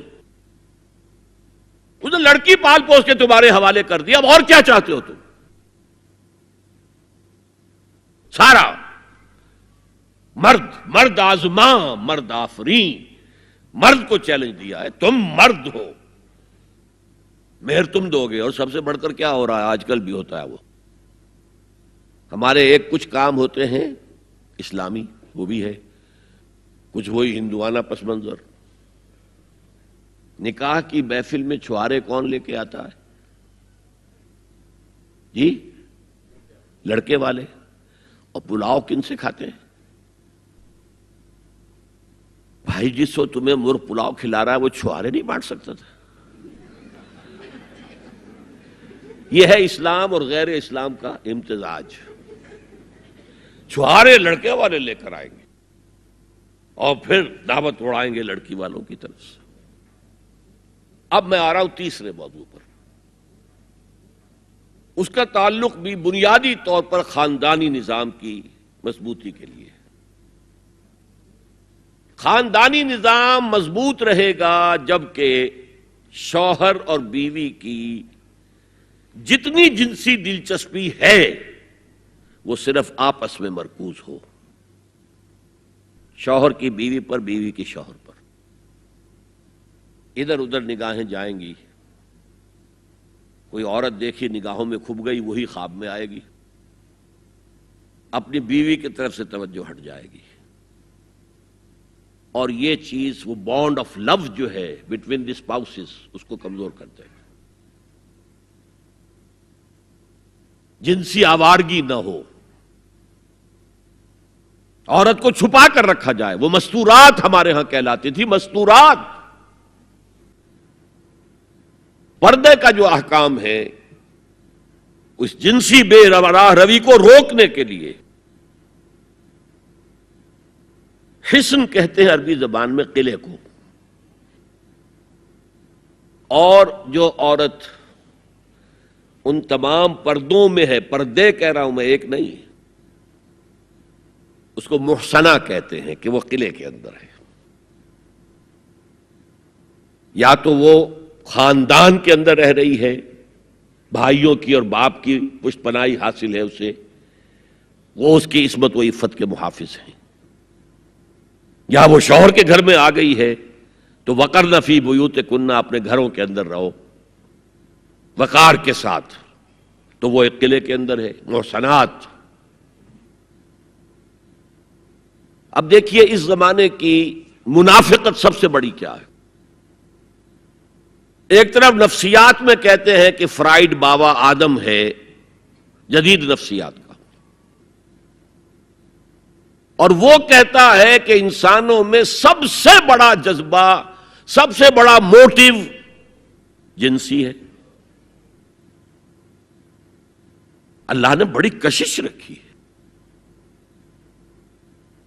مرد میں عورت کے لیے، عورت میں مرد کے لیے، لیکن عورت پیسیو ہے مزاجن، وہ اقدام نہیں کرتی، آگے نہیں بڑھتی، مرد اقدام کرتا ہے، آگے بڑھتا۔ یہ جو کشش ہے، اس کے نتیجے میں مرد اور عورت کے درمیان بے حجابی گویا کہ آگ پر تیل ڈالنا ہے، آگ بھڑکے گی۔ اسلام نے اس کو روکا ہے، پورا نظام اس کا معاشرتی، ایک بہت بڑا پردہ پورے معاشرے میں ہے، بہت بڑا پردہ، جیسے یہ چھوٹا سا پردہ آپ کو نظر آ رہا ہے نا، ادھر عورتیں ادھر مرد ہیں۔ اسلامی معاشرہ سیگریگیٹڈ ہے، مخلوط معاشرہ نہیں ہے، عورتوں کا اپنا دائرہ کار ہے، مردوں کا اپنا ہے، کما کر لانا مرد کا کام ہے، عورت کا کام نہیں ہے۔ وہ گھر میں خوش اسلوبی کے ساتھ رہے، اچھے انداز میں پکائے، شوہر کا استقبال مسکراہٹ کے ساتھ کرے، جب وہ گھر واپس آ رہا کام کر کے، بچوں کی دیکھ بھال کرے۔ اور اس اعتبار سے میں کہا کرتا ہوں، قوم کا حال جو ہے پریزنٹ، یہ مردوں کے حوالے، اور قوم کا مستقبل عورتوں کے حوالے، مستقبل اگلی نسل، اس کی صحیح تربیت ہوگی، ماں کے دودھ کے ساتھ اس کے اندر اسلام اور ایمان کے جذبات جائیں گے۔ آج تو وہ دودھ پلانا بھی ختم ہوا، بوتل کا دودھ، ڈبے کا دودھ، جس کی وجہ سے ریسرچ یہ بتاتی ہے کہ کینسر آف بریسٹ کا سب سے بڑا سبب جو ہے دودھ نہ پلانا ہے، سب سے بڑا۔ اس لیے کہ اللہ تعالیٰ نے ہر عضو کا ایک فنکشن رکھا ہے، آپ فنکشن روک دیں گے اس میں خرابی آئے گی۔ آپ آنکھوں پر 1 سال تک پٹی باندھے رکھیے، آپ کی بینائی زائل ہو جائے گی، کیا کرنا پھر اب اس کا؟ آپ یہاں پر پلاسٹر چڑھا دیجئے، 1 سال تک جوڑ آپ کا جام ہو جائے گا، اب نہیں آپ کھول دیجئے پلاسٹر، وہ ہلے گا نہیں۔ تو اس اعتبار سے وہ جو اقبال کہتا ہے مادراں را اسوہ کامل بطول، حضرت فاطمہ زہرا ماؤں کے لیے کامل اسوہ حضرت فاطمہ رضی اللہ تعالیٰ عنہ۔ آسیہ گرداں و لب قرآن سرا، وہ چکی پیستی تھی اور زبان سے قرآن پڑھتی جاتی تھی، اور میں نے اپنے بچپن میں ایسی خواتین کو دیکھا ہے جو چکی پیس رہی ہیں، قرآن پڑھ رہی ہیں، اور چھاتی سے بچہ چمٹا ہوا دودھ پی رہا ہے۔ وہ جو دودھ اس بچے کے حلق میں جا رہا ہے، پیٹ میں جا رہا ہے، اس کی کیا تاثیر ہوگی؟ بطول باش و پنہا شو ازی عصر کہ در آغوش شبیر بگیری، اے مسلمان عورت بطول بن جا، زہرا بن جا، اور اس عصر سے پنہا ہو جا، چھپ جا، علیحدہ ہو جا، تاکہ تیرے آغوش میں حسین جیسا بچہ پیدا ہو۔ یہ پہلا ہے حجاب، سیگریگیشن آف سیکسز۔ میں نے ضیاء الحق صاحب سے کہا تھا، کیونکہ ان کی شورا میں شمولیت کی میں نے جو ہے دعوت قبول کر لی تھی، مشورہ دینا ہے۔ میں اپنے مسجد کے ممبر سے بھی مشورے بھی دیتا ہوں، تنقیدیں بھی کرتا ہوں۔ تو جیسے انگریزی کا محاورہ right from the horse's mouth, تو right into the horse's ears کچھ کہا جا سکے تو اچھی بات ہے۔ میں نے ان سے کہا آپ نے پی آئی اے کو ڈرائی کر دیا، شراب بند کر دی، اچھا کام کیا، بہت عمدہ کیا۔ دنیا تو یہی کہے گی نا کہ دقیانوسی ہیں، چلیے برداشت کریں، لیکن یہ ایئر ہوسٹسز جو جاتی ہیں کرو کے ساتھ اور 2 ہفتے باہر رہتی ہیں، یہ کون سے اسلام کی روح سے جائز ہے؟ عورت محرم کے بغیر حج کو نہیں جا سکتی، محرم کے بغیر عمرے کے لیے نہیں جا سکتی، اور یہ قانون تھا پاکستان میں۔ میں نے کہا آپ عورت کو نہیں جانے دیتے حج کے لیے، حالانکہ وہ ادھیڑ عمر کی ہوتی ہیں، عموماً بوڑھی ہوتی ہیں۔ ہمارے یہاں جوانی میں کون کرتا ہے حج؟ بہت شاذ۔ یہ تو آپ کو نظر آئے گا جاوا، سماٹرا، انڈونیشیا، ملائیشیا، وہاں سے جوان جوڑے نکاح کے بعد پہلا کام حج۔ کہ ہمارے ہاں سے تو بڈھے ٹھیرے گئے ہوئے ہوتے، اور پہلے زمانے میں تو ان کو رخصت کر دیتے تھے کہ بس رخصت ہی ہو جائیں گے، یہ اب واپس نہیں آئیں گے اب۔ تو میں نے کہا یہ کون سا اسلام ہے؟ خاموش، چپ۔ میں نے کہا یہ ناشتے کی ٹرے اور کھانے کی ٹرے مرد نہیں رکھ سکتے سامنے۔ میرے خلاف باقاعدہ خواتین نے جلوس نکالے پاکستان میں جب میں نے پردے کی بات کی۔ گورنر سندھ کی بیوی جو ہے اس نے لیڈ کیا جلوس کو، مطالبہ کیا کہ ان کی ٹیلی ویژن کے اوپر جو ہے ان کا سامنے آنا بند کیا جائے۔ میں نے کہا ٹھیک ہے۔ بدا الاسلام غریبا ویسعود کما بدا فطوبی للغرباء۔ اسلام شروع ہوا تھا تو اسی حالت میں تھا کہ کوئی اس کو جانتا پہچانتا نہیں تھا، پھر جب اسلام غالب ہو گیا تو طاقتور کے تو سبھی دوست تھے، سبھی پہچاننے والے، لیکن ان قریب اسلام پھر غریب ہو جائے گا۔ تو جو اسلام کی غربت کے ساتھ خود غریب ہو جائیں ان کے لیے مبارکباد۔ اسلام کا دامن نہ چھوڑیں، چاہے انہیں کہا جائے کہ یہ تو بڑے ہی دقیانوسی لوگ ہیں، بڑے کٹر لوگ ہیں۔ میں نے اس زمانے میں چیلنج کیا تھا، مجھے بتاؤ کیا فرق واقع ہوتا ہے؟ آپ کہیں گے عورتوں کو اگر ہم گھر میں بٹھائیں تو ہماری اکانومی سفر کرے گی، آدھی ہماری جو ہے لیبر وہ کام نہیں کرے گی۔ میں نے کہا where there's a will there's a way۔ Cottage industry کا انتظام کرو، نمبر 1، گھروں میں بیٹھ کر کام کریں۔ دوسری جنگ عظیم کے دوران ایک بڑا علاقہ تھا دلی میں جس کا ہر گھر کارخانہ بنا ہوا تھا، کرخندار، یہ ایک قوم کا نام پڑ گیا، کرخندار۔ چھوٹی چھوٹی مشینیں لگی، کہیں بٹن بن رہے ہیں، کہیں بکسوئے بن رہے ہیں، کہیں نکریں سل رہی ہیں، کہیں پینٹیں سل رہی ہیں، کہیں جو ہے کرتے سل رہے ہیں، قمیضیں۔ صبح کے وقت ٹرک آیا، خام مال دے گیا، شام کو آیا، تیار مال لے گیا۔ عورت نہ گھر سے نکلی نہ باہر گئی، کچھ نہیں، اور کام کیا، کما لیا۔ کاٹیج انڈسٹری کا انتظام کرو۔ اسی طریقے سے ایسے یونٹ بناؤ انڈسٹریل جس میں عورتیں کام کریں، عورتیں سپروائز کریں، ورکنگ آورز کم رکھو تاکہ وہ اپنے گھر کا کام بھی کر سکیں۔ کرو۔ عورتوں کے ہسپتال میں عورتیں مرد، عورتیں مریض، عورتیں ڈاکٹر، عورتیں مریض، عورتیں نرسز۔ مردوں کے ہسپتال میں فیمیل نرسز کا کیا کام ہے؟ کیا میل نرسز نہیں ہوتے؟ اور کیا آرمی کے اندر جو فارورڈ یونٹس ہوتے ہیں کہ جو جاتے ہیں محاذ کے اوپر، ان میں کوئی عورت نرس جاتی ہے؟ میل نرسز جاتے ہیں، حالانکہ سب سے زیادہ نرسنگ کی ضرورت وہاں ہوتی ہے۔ کسی کا بازو اڑ گیا ہے، کسی کی ٹانگ اڑ گئی ہے، کسی کی پیٹ میں آ کر کسی بم کا ٹکڑا جو ہے لگایا، انتڑیاں باہر نکلی ہوئی ہیں، تو نرسنگ سب سے زیادہ وہاں ضروری ہے۔ وہاں تو فیمیل نرسز نہیں ہوتی، میل ہوتے۔ سیگریگیشن، سیگریگیشن، سیگریگیشن، یہ آگ اور پانی کا ملاپ درست نہیں ہے۔ تو بڑا، سب سے بڑا پردہ تو یہ ہے۔ دوسرا پردہ، دوسرا قلعہ، گھر کی چار دیواری۔ وَقَرْنَ فِي بُيُوتِكُنَّ وَلَا تَبَرَّجْنَ تَبَرُّجَ الْجَاهِلِيَّةِ الْأُولَىٰ۔ قرار پکڑو اپنے گھروں میں، وقار کے ساتھ رہو، ٹھہری رہو اپنے گھروں میں، اور بند سمر کر باہر نہ نکلو جیسے کہ تم جاہلیت کے دور میں نکلتی تھی۔ اس کو ہمارے ماڈرن لوگ کہہ دیتے ہیں یہ تو صرف ازواج مطہرات کے لیے تھا، اس سے بڑی جہالت کوئی نہیں ہو سکتی۔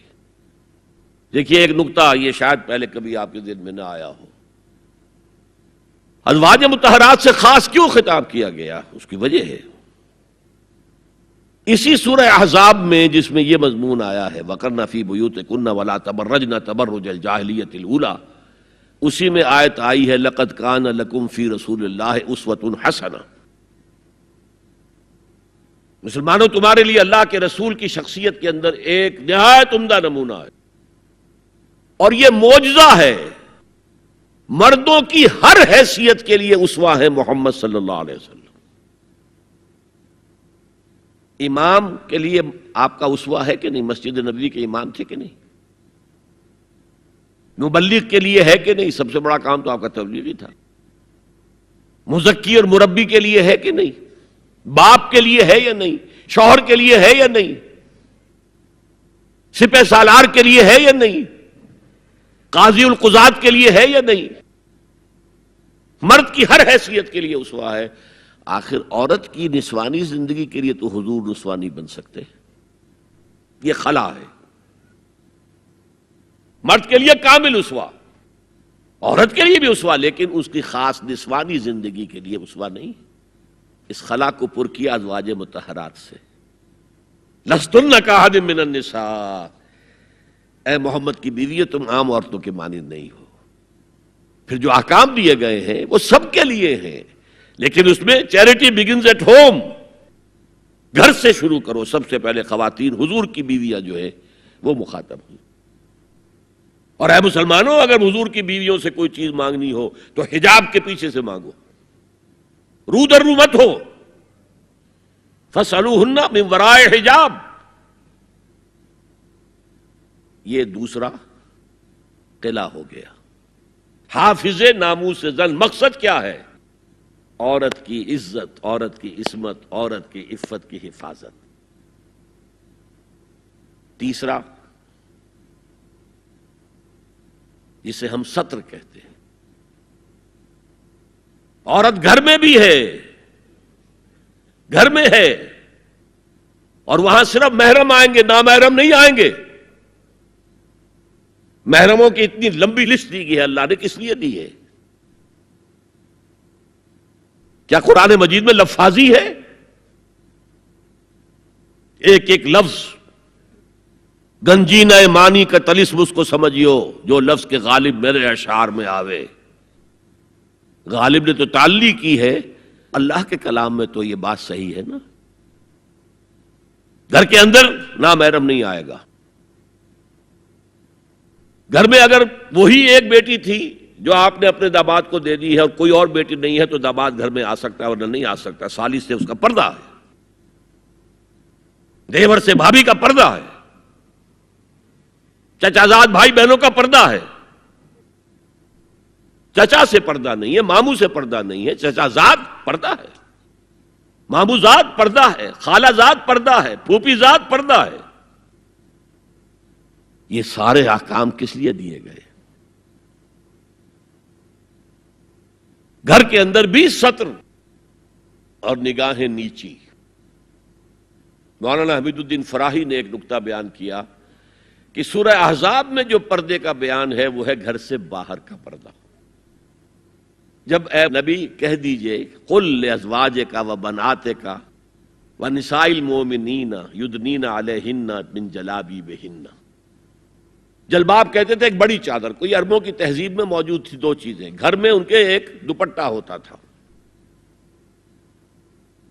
جسے خمار کہتے تھے. خمار، خمرہن کا لفظ آیا ہے سورہ نور کے اندر. گھر سے باہر نکلتی ہوئی وہ اپنا پورا وجود ایک چادر میں لپیٹ لیتی تھی لیکن چہرے کا پردہ نہیں تھا. اب فرمایا گیا اے نبی اپنی بیویوں سے اور اپنی بیٹیوں سے اور اہل ایمان کی بیویوں سے. اب بات آگے بڑھ رہی ہے، اہل ایمان کی بیویاں شامل ہو گئی اس لیے کہ تو ساری بات ہی ازواج مطہرات سے جو ہو رہی ہے اس لیے ہو رہی ہے کہ وہ اسوہ بنے مسلمان خواتین کے لیے. ان سے کہہ دیجئے وہ اپنی چادروں کے پلو لٹکا لیا کریں. یہ جو گھونگھٹ کا تصور بعد میں ہوا ہے یہ ہے تیسرا پردہ.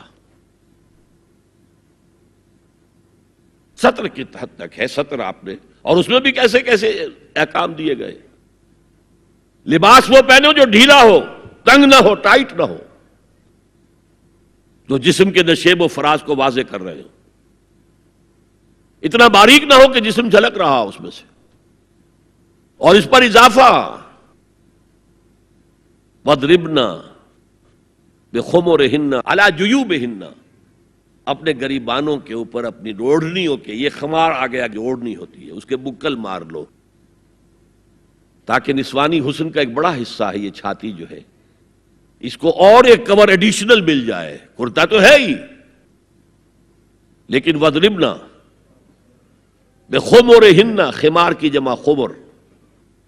سورہ احزاب میں آیا جلابیب، جلباب کی جمع، وہ بڑی چادر جس میں لپٹ کر گھر سے نکلتی تھی. لیکن یہ کہ یہاں پر خمرہن، خمار کہتے ہیں اوڑھنی کو جو گھر میں بھی استعمال ہوتی ہے، تو وہ سر پر بھی ہو اور اس کا ایک بکل جو ہے تمہاری سینے پر بھی آ جائے، ایڈیشنل کورنگ. اس کے باوجود بھی نگاہیں نیچی رکھو. باپ کی نگاہ بھی نہ پڑے تمہارے نسوانی حسن پر، وہ بھی مرد ہے. بھائی کی نگاہ نہ پڑے. اہل ایمان تم بھی اپنی نگاہیں نیچی رکھو اور اہل ایمان عورتوں تم بھی اپنی نگاہیں نیچی رکھو. اور آج انسسٹ جو ہے، باپ کا بیٹی سے ملوث ہو جانا اور بیٹے سے ماں کا ملوث ہو جانا اور بہنوں اور بھائیوں کے درمیان، یہ اس قدر پھیل چکا ہے. امریکہ کے اندر وہاں سب سے مہنگے ڈاکٹر جو ہے وہ سائیکیٹرسٹ ہیں، سب سے مہنگی دوائیاں جو ہیں وہ دماغ امراضی کی ہیں. اور وہ سائیکیٹرسٹ کہتے ہیں کہ انسسٹ جو ہے، حرام رشتوں کے اندر جو ہے اگر زنا کا معاملہ ہو رہا ہو تو یہ سب سے بڑا سبب ہے دماغی امراض کا اس معاشرے کے اندر.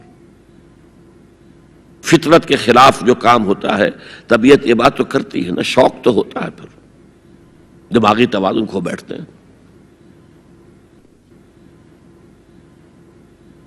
یہ ہے 3 پردے ہیں مسلمان عورت کے، جس کو آج بالکل ختم کرنے پر مغرب تلا ہوا ہے، اس لیے کہ کسی بلی کی دم کٹ جائے تو وہ چاہے گی کہ سب کی کٹ جائے۔ ان کا بیڑا غرق ہو چکا ہے، ان کی تہذیب ختم ہو چکی ہے، تہذیب نہیں ہے آج ان کے پاس، خاندانی نظام ختم ہو چکا ہے۔ بوڑھے والدین کو لے جا کے اولڈ ہاؤسز کے اندر پھینک دیا، اور وہ سال بھر ترستے رہتے ہیں، کوئی نہ بیٹا آتا ہے نہ بیٹی آتی ملنے۔ بس ٹھیک ہے نا، ہم نے فریج دے رکھا ہے، سب کچھ سامان وہاں پہ ہوتا ہے، ٹیلی ویژن دے رکھا ہے، اپنا وقت گزاریں، اپنے بیٹوں بیٹیوں کو دیکھنا نصیب نہیں ہے۔ اب تو یہاں تک نوبت آئی ہے کہ پہلے کم سے کم یہ ہوتا تھا کہ کرسمس پر یقینی ہو جاتا تھا کہ بیٹا بیٹی ملنے آئیں گے، اب وہ بھی نہیں ہے۔ خاندانی نظام کیسے قوی ہوگا؟ لڑکا ایک خاص عمر کا ہوا، جاؤ اب نکلو گھر سے، اب جاؤ اپنی کوائی کرو اور کھاؤ، ہم سے معاملہ ختم ہے۔ لڑکی جاؤ، تو ظاہر بات ہے کہ لڑکا لڑکی بھی پھر وہی کریں گے، بعد میں اٹھا کر پھینکیں گے آپ کو، گھر میں نہیں رکھ سکتے، ہماری آزادی میں مخل ہوتے ہیں۔ تو معاشرتی نظام، میں نے آپ سے عرض کیا، پہلا اصول کیا تھا؟ تمام انسان مساوی، اور اس پر گواہی میں نے کس کی دی؟ شاتم رسول ایچ جی ویلز کی۔ اس میں ایک وضاحت رہ گئی تھی، جو تازہ ایڈیشن اب مارکیٹ میں ہے اس میں سے یہ پیسج نکال دیا گیا ہے جو میں نے آپ کو سنایا۔ جو نئے ایڈیٹرز ہیں ان کے حلق سے یہ کڑوی گولی نہیں اتری کہ ایچ جی ویلز کا یہ جملہ بھی شامل رہنے دیا جائے، نکال دیا گیا۔ تو ایسا نہ ہو کہیں آپ جدید کوئی ایڈیشن دیکھیں اور اس میں تلاش کریں، نہ ملے تو آپ سمجھیں کہ میں نے کوئی غلط بات آپ سے کہی ہے۔ لائبریریوں میں پرانے ایڈیشن مل جائیں گے، جائیے اور دیکھیے، a concise history of the world میں جو حضور کا چیپٹر ہے کھول کر پڑھیے، آپ کو مل جائے گا جملہ۔ Although the sermons of human equality, fraternity and freedom were said before also, and we find a lot of such sermons in Jesus of Nazareth, but it must be accepted that it was Muhammad sallallahu alaihi wasallam who for the first time in human history established a society based on these principles. اور یہ مساوات انسانی مرد اور عورت کے درمیان بھی ہے، فرق انتظامی ہے، سو نوٹ کر دیجئے۔ ایک دفتر میں ایک افسر ہے، ایک کلرک ہے، ایک چپراسی ہے، بحیثیت انسان برابر ہے۔ اس انتظامی سٹرکچر میں تو برابر نہیں ہے۔ آفیسرز کے اختیارات کیا ہیں، چپراسی کے کیا ہیں، کلرک کے کیا ہیں، حالانکہ ایز سٹیزنز آف اسٹیٹ برابر ہے، ایک ووٹ اس کا ایک ووٹ اس کا ہے۔ کیا آفیسر کے 4 ووٹ ہیں؟ چپراسی کا 1 ہے؟ نہیں، 1 ووٹ برابر ہے۔ As citizens of the state they are equal, لیکن جہاں کام کر رہے ہیں وہاں تو ایکول نہیں ہے۔ یہ فرق ہے کہ جس کو دنیا ایکسپلائٹ کر رہی ہے، حالانکہ اس سے زیادہ لاجیکل بات اور کوئی نہیں ہو سکتی۔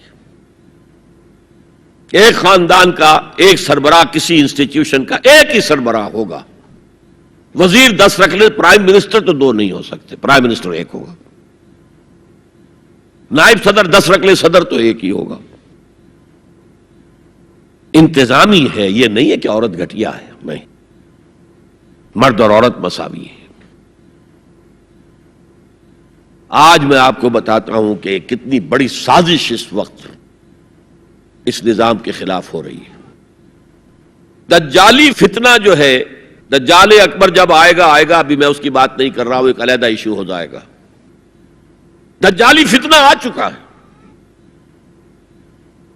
جیسے حضور نے ایک مرتبہ رمضان مبارک کی آمد سے قبل شعبان کے آخری دن خطبہ دیا۔ خطبہ کیا تھا؟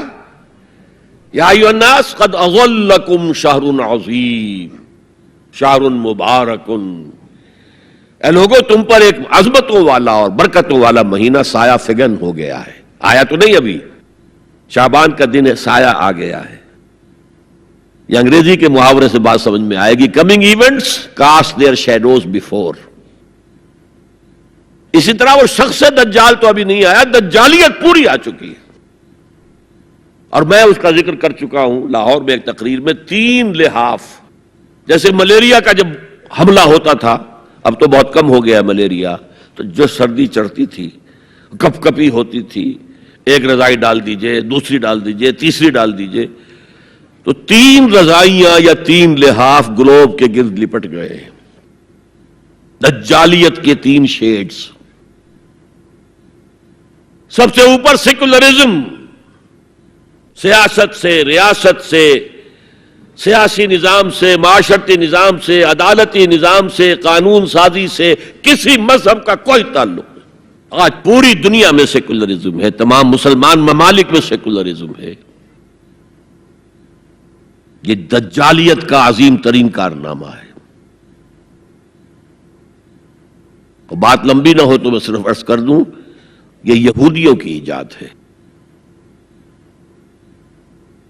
یہودیوں نے امریکہ کا $1 بل، $1 کا نوٹ جو ہے ڈیزائن کیا ہے. بینکرز تو وہی تھے نا، اور آج بھی اصل طاقت بینکرز کے پاس ہے. امریکی حکومت $1 کی جو ہے ٹریلینز آف ڈالرز کی مقروض ہے بینکوں کی، اور بینک یہودیوں کے. اس آپ نے کبھی دیکھا ہو $1 بل، احرام مصر کی تصویر بنی ہوئی؟ کیا تعلق ہے امریکہ کا احرام مصر سے؟ اوپر ایک آنکھ بنی ہوئی ہے، دجال کی وہ ایک آنکھ کانی. نیچے کیا لکھا ہے؟ آرڈس نووس سیکولورم، نیو سیکولر آرڈر ہم نے قائم کرنا ہے دنیا میں.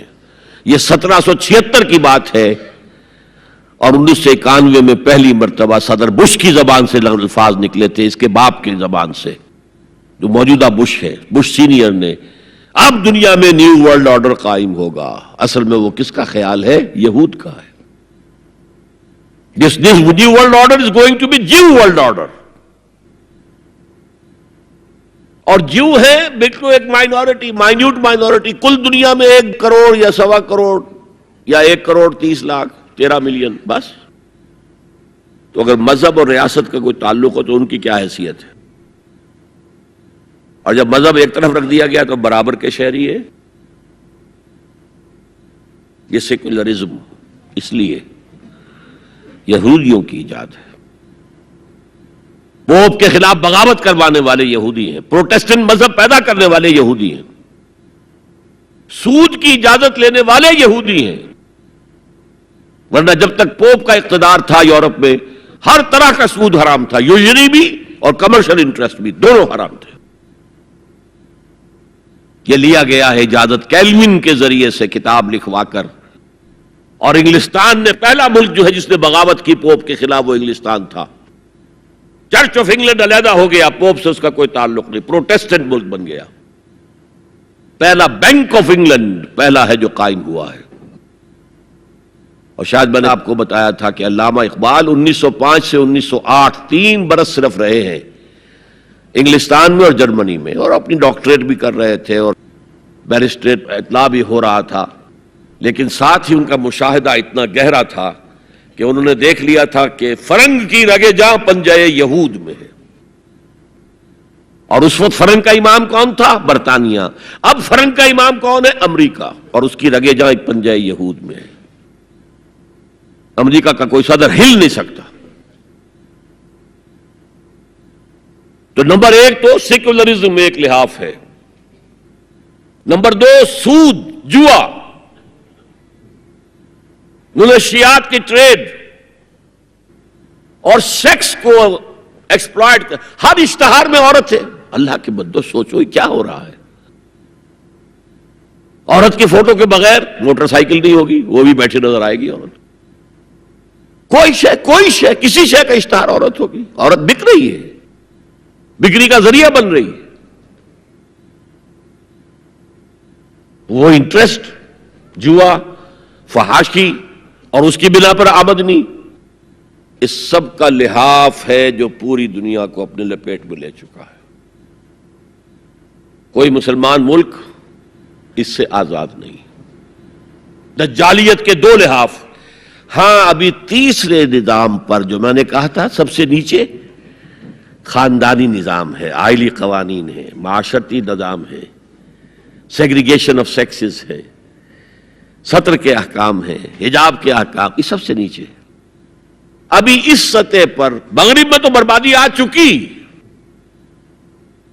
لیکن ابھی مشرق میں یہ خاندانی نظام کچھ باقی ہے،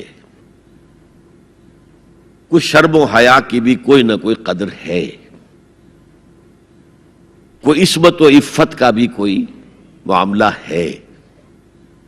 عصمت فروشی کو بھی برا کام سمجھا جاتا ہے، والدین کی خدمت کرنے کو بھی اچھا سمجھا جاتا ہے۔ یہ ویلیوز ابھی ہیں، ویسے تو پورے ایشیا میں ہیں لیکن زیادہ مسلمانوں میں۔ قرآن مجید میں 5 جگہ اللہ کے حق کے بعد فوراً والدین کا حق ہے۔ وَقَضَىٰ رَبُّكَ أَلَّا تَعْبُدُوا إِلَّا إِيَّاهُ وَبِالْوَالِدَيْنِ إِحْسَانًا، تیرے رب نے فیصلہ کر دیا ہے کہ اس کے سوا کسی کی بندگی نہیں کرو گے اور والدین کے ساتھ نیک سلوک کرو گے۔ اللہ کے حکم کے بعد، اللہ کے حق کے بعد والدین کا حق ہے۔ سورہ لقمان میں انشکر لی ولوالدیک، شکر ادا کرو میرا بھی اور اپنے والدین کا بھی۔ اور سورہ بنی اسرائیل میں تو کیا تفصیل آئی ہے، اما یبلغن عندک الکبر احدہما او کلاہما فلا تقل لهما اف ولا تنہرهما وقل لهما قولا کریما واخفض لهما جناح الذل من الرحمۃ وقل رب ارحمهما كما ربیانی صغیرا۔ اگر تمہارے والدین میں سے ایک یا دونوں تمہارے پاس بڑھاپے کی عمر کو پہنچ ہی جائیں، انہیں کبھی اف تک نہ کہنا، دل نہ توڑنا ان کا، چھاتی چوڑی کر کے بات نہ کرنا، ان سے کندھے جھکا کر بات کرنا، ادب سے گفتگو کرنا۔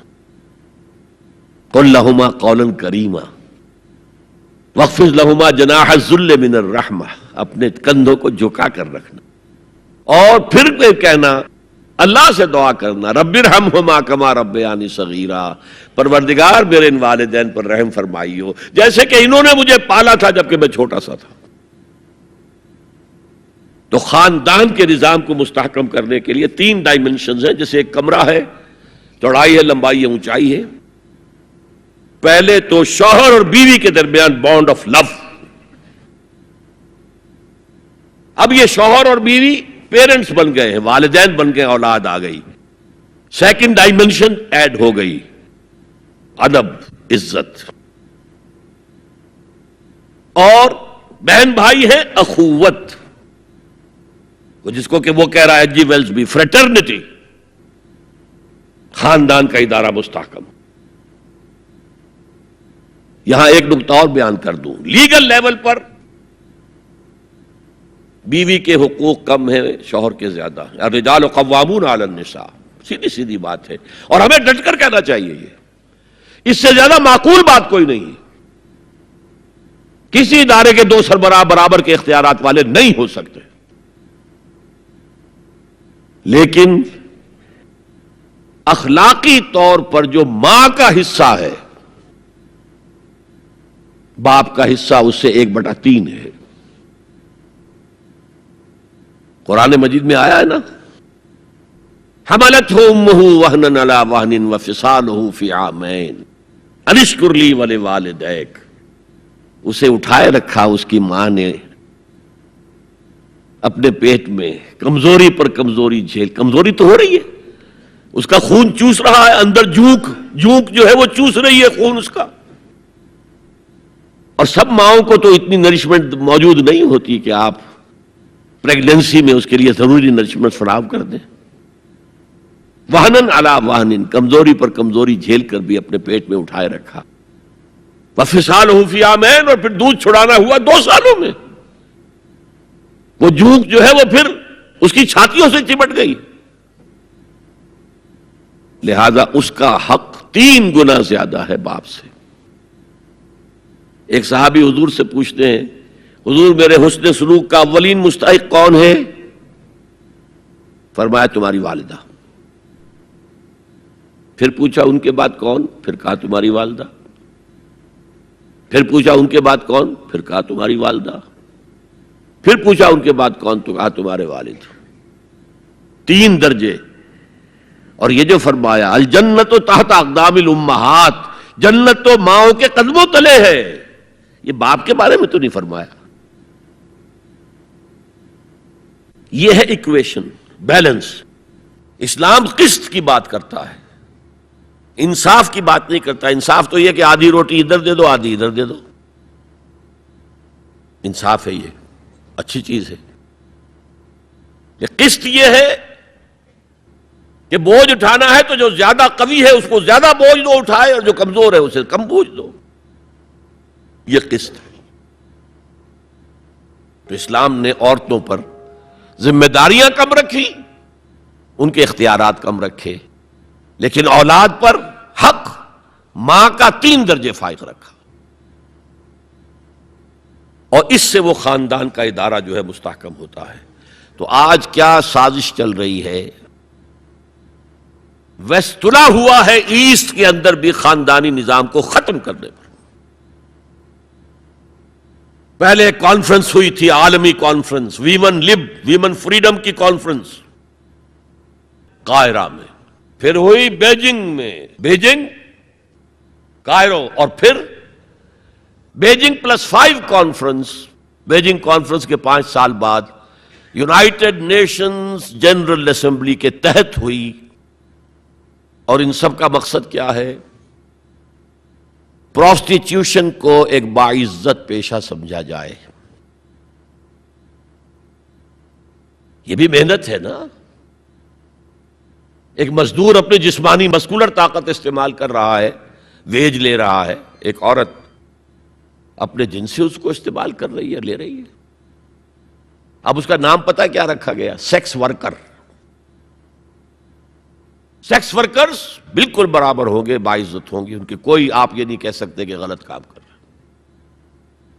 ہومو سیکسولیٹی کو بھی ایک نارمل ایٹیٹیوڈ قرار دیا جائے، یہ اب نارمل نہیں ہے. آپ کو معلوم ہے امریکہ میں، سویڈن میں تو بہت پہلے سے تھا، برطانیہ میں تھا، ہومو سیکسول میرجز. 2 مردوں کی شادیاں ہو رہی ہیں، ان میں سے ایک شوہر ہے اور ایک بیوی ہے، اور رجسٹر ہو رہی ہے شادی، رجسٹر. اب امریکہ میں بھی شروع ہو چکی ہے، کئی سٹیٹس میں، کیلیفورنیا سے شروع ہوئی ہے، جو ہالی ووڈ اس کا گھر ہے. نمبر 3، طلاق اور وراثت میں مرد اور عورت برابر ہونے چاہیے. جب عورت چاہے طلاق دے دے. یہ نقشہ ہے جس کا نام پتہ کیا رکھا ہے؟ Social engineering program of the United Nations organization. یہ نیو انجینئرنگ ہے معاشرے کو. جیسے کہ کہا رومی نے، گفت رومی ہر بنائے کوہنا کا باداں کنند، تو نہ دانی اولا تعمیر را ویراں کنند. رومی نے کہا کہ جب بھی کبھی کوئی نئی تعمیر کرنی ہو تو پچھلی تعمیر کو گرانا پڑتا ہے. یہ نئی سوسائٹی کی انجینئرنگ کیسے ہوگی جب تک کہ پرانی سوسائٹی ختم نہ ہو؟ عظیم فتنہ ہے یہ social engineering program of the United Nations organizations general assembly. یہ دجالی فتنے کی وہ سب سے نچلی سطح ہے جو ابھی عالم اسلام کے اوپر پوری طرح نہیں آئی. اگرچہ عالم اسلام کی ایلیٹ اکثر و بیشتر اس رنگ پہ جا چکی ہے، مغربی ویلیوز اور مغربی تہذیب کے اثرات آ چکے ہیں، لیکن ابھی نچلی سطحوں پر درمیانی طبقوں میں کچھ نہ کچھ مشرقی اقدار ہیں، کچھ شرم و حیا کی قدر و قیمت ہے، عصمت و عفت کی کوئی قدر و قیمت ہے. اور اصل میں یہ یہودی پروگرام ہے، تمام انسانوں کو حیوان بنا دو، اور حیوانوں کو ایکسپلائٹ کرنا ہمارا حق ہے. انہوں نے جو نام دے رکھا ہے پوری دنیا کو، گوئمز اینڈ جینٹائلز. یہ جو ان کی کتاب تالمود ہے، یہ تورات کی باتیں نہیں جو میں بتا رہا ہوں، ان کی تالمود جو کہ فقہ کی کتاب سمجھ لیجئے، اس میں لکھا ہے کہ جب سوائے ہمارے فل ہیومن بینگ صرف ہم ہیں، باقی سب یہ حیوان ہیں انسانی شکل میں. اور حیوان کو استعمال کرنا انسان کا حق ہے. گھوڑے کو تانگے میں جوتیں گے بگی میں، ہمارا حق ہے. بیل کو آپ جوت دیں گے ہل میں، حق ہے. اسی طرح انسانوں کو ایکسپلائٹ کرنا ہمارا حق ہے. البتہ جیسے گھوڑے کو بھی کچھ دانہ ڈالیں گے شام کو تو اگلے روز استعمال کریں گے نا اسے، تو کچھ نہ کچھ انہیں بھی دینا چاہیے. تمام دنیا مزدور بن جائے، انسانی اخلاقیات ختم ہو جائیں اور یہ حیوانوں کی طرح کام کریں. البتہ اس میں سے ہم کچھ ان کو بھی دیں گے، باقی ملائی ہم کھسیٹ لیں گے اپنے بینکنگ کے نظام کے تحت. وہ حکومت اپنی پوری دنیا پر نہیں چاہتے. اصل میں یہ بات آئی گئی ہے تو عرض کر دوں، وہ کولونیلزم ختم ہو چکا ہے کہ انگریز یہاں آیا تھا اور ڈچ کہیں پہنچ گئے تھے، انڈونیشیا، سماٹرا، جاوا، اور کہیں فرانسیسی آ گئے تھے شام پر اس کا، اور الجزائر پر اس کا قبضہ تھا. یہ تھا ڈائریکٹ کولونیلزم. اب اس میں ہوتا کیا تھا؟ وقتاً فوقتاً بغاوتیں اٹھتی تھیں، لوگ مارتے تھے ان کو، یہ ان کو مارتے تھے. انہوں نے کہا یہ بستر تو لپیٹ دو، ایک نیا کولونیلزم شروع کر دو. ورلڈ بینک 1950 میں قائم ہو گئے. ہمیں آم کھانے ہیں، پیڑ گرنے سے کیا فائدہ؟ براہ راست حکومت کریں گے تو ریزنٹمنٹ ہوگی، وہ ہمیں ماریں گے، ہمیں بہت خرچ کرنا پڑے گا انہیں دبانے کے اوپر. کیا ضرورت ہے؟ پوری دنیا کو ایک گلوبل اکانومی کے شکنجے میں لے آؤ. World bank and IMF، international monetary fund, ان کے شکنجے میں کس لو. بس سب کام کریں اور وہ بھی کھائیں، کچھ کھائیں تبھی تو اگلے روز کام کر سکیں گے. لیکن یہ کہ ہم کھینچ لیں گے. وہ جو سونے کی چڑیا تھی، اگر ہم ایسے ہی سونا کھینچ لیں اپنے گھروں میں بیٹھے ہوئے تو ہمیں کیا ضرورت ہے وہاں جائیں اور ان کو ماریں اور وہ ہمیں ماریں. یہ ہے یہود کا سوچ. ہاں گریٹر اسرائیل وہ بنانا چاہتے ہیں، اور ایک ہی سبب ہے عراق پر حملے کا، ایک ہی سبب ہے. It's the beginning of coming into existence of greater اسرائیل.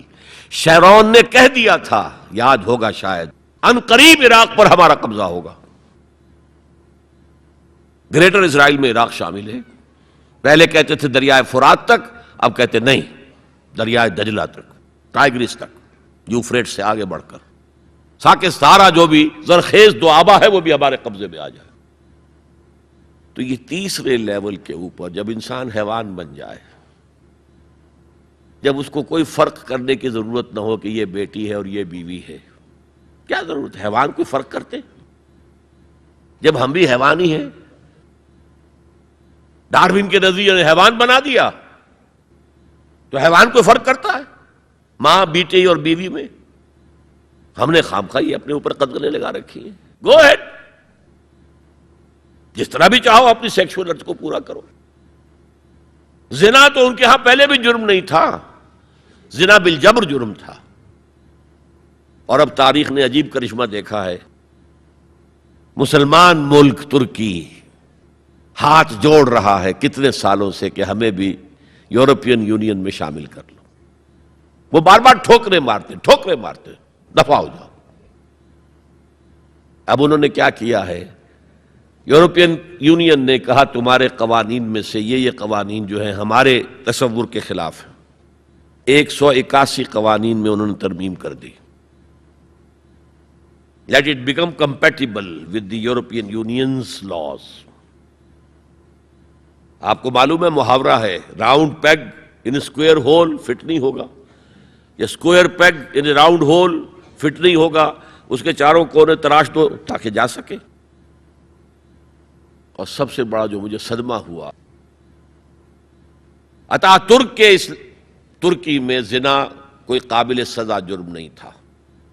اب یہ جو پارٹی آئی تھی، یہ کچھ کہا گیا تھا، کچھ اسلامی ذہن کے لوگ ہیں، یہ ہیں وہ ہیں، انہوں نے ایک بل جو ہے اپنی اسمبلی میں پیش کرنے کے لیے تیار کر لیا کہ زنا کو بھی قابل تعزیر جرم قرار دیا جانا چاہیے. یورپین یونین والوں نے شور مچا دیا، ایک طرف ہمارے ساتھ آنا چاہتے، دوسری طرف یہ کام کرنا چاہتے ہو، انہوں نے فوراً اپنا وہ بل واپس لے لیا۔ یہ حال ہے آج ہمارا، میرا یہ حال، بوٹ کی ٹو چاٹتا ہوں میں، اور ان کا یہ حکم دیکھ میرے فرش پر نہ رینگ، کیا کر رہا ہے؟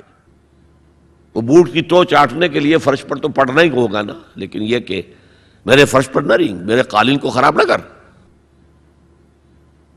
اس تیسرا معاشرتی اور سماجی نظام کا معاملہ ہے کہ جو اس وقت ان کا ٹارگٹ ہے۔ اسی لیے میں نے اسے اپنی آج کی پوری گفتگو کا عنوان بنایا، سمجھیں کیا خطرات آ رہے ہیں، اپنی قدروں کی طرف پلٹے۔ اس دور میں سب مٹ جائیں گے، ہاں باقی وہ رہ جائے گا جو قائم اپنی راہ پہ ہے اور پکا اپنی ہٹ کا ہے۔ ہمارے لیے اسوہ ازواج مطہرات ہیں، ہماری خواتین کے لیے، ان کا اختیار کیا جائے، ان کا نقش قدم پہ چلا جائے، اور پورے سماجی نظام کو، پورے معاشرتی نظام کو ان اقدار پر اٹھایا جائے کہ جو قرآن مجید نے ہمیں دی ہیں۔ یہی ہمارے لیے نجات کی راہ ہے۔ اقول قولی ھذا واستغفر اللہ لی ولکم ولسائر المسلمین والمسلمات۔ هي الحلقات تحفظني بآيات من القرآن، هي الحلقات تملأني بحب المصطفى العدنان، هي الحلقات تحفظني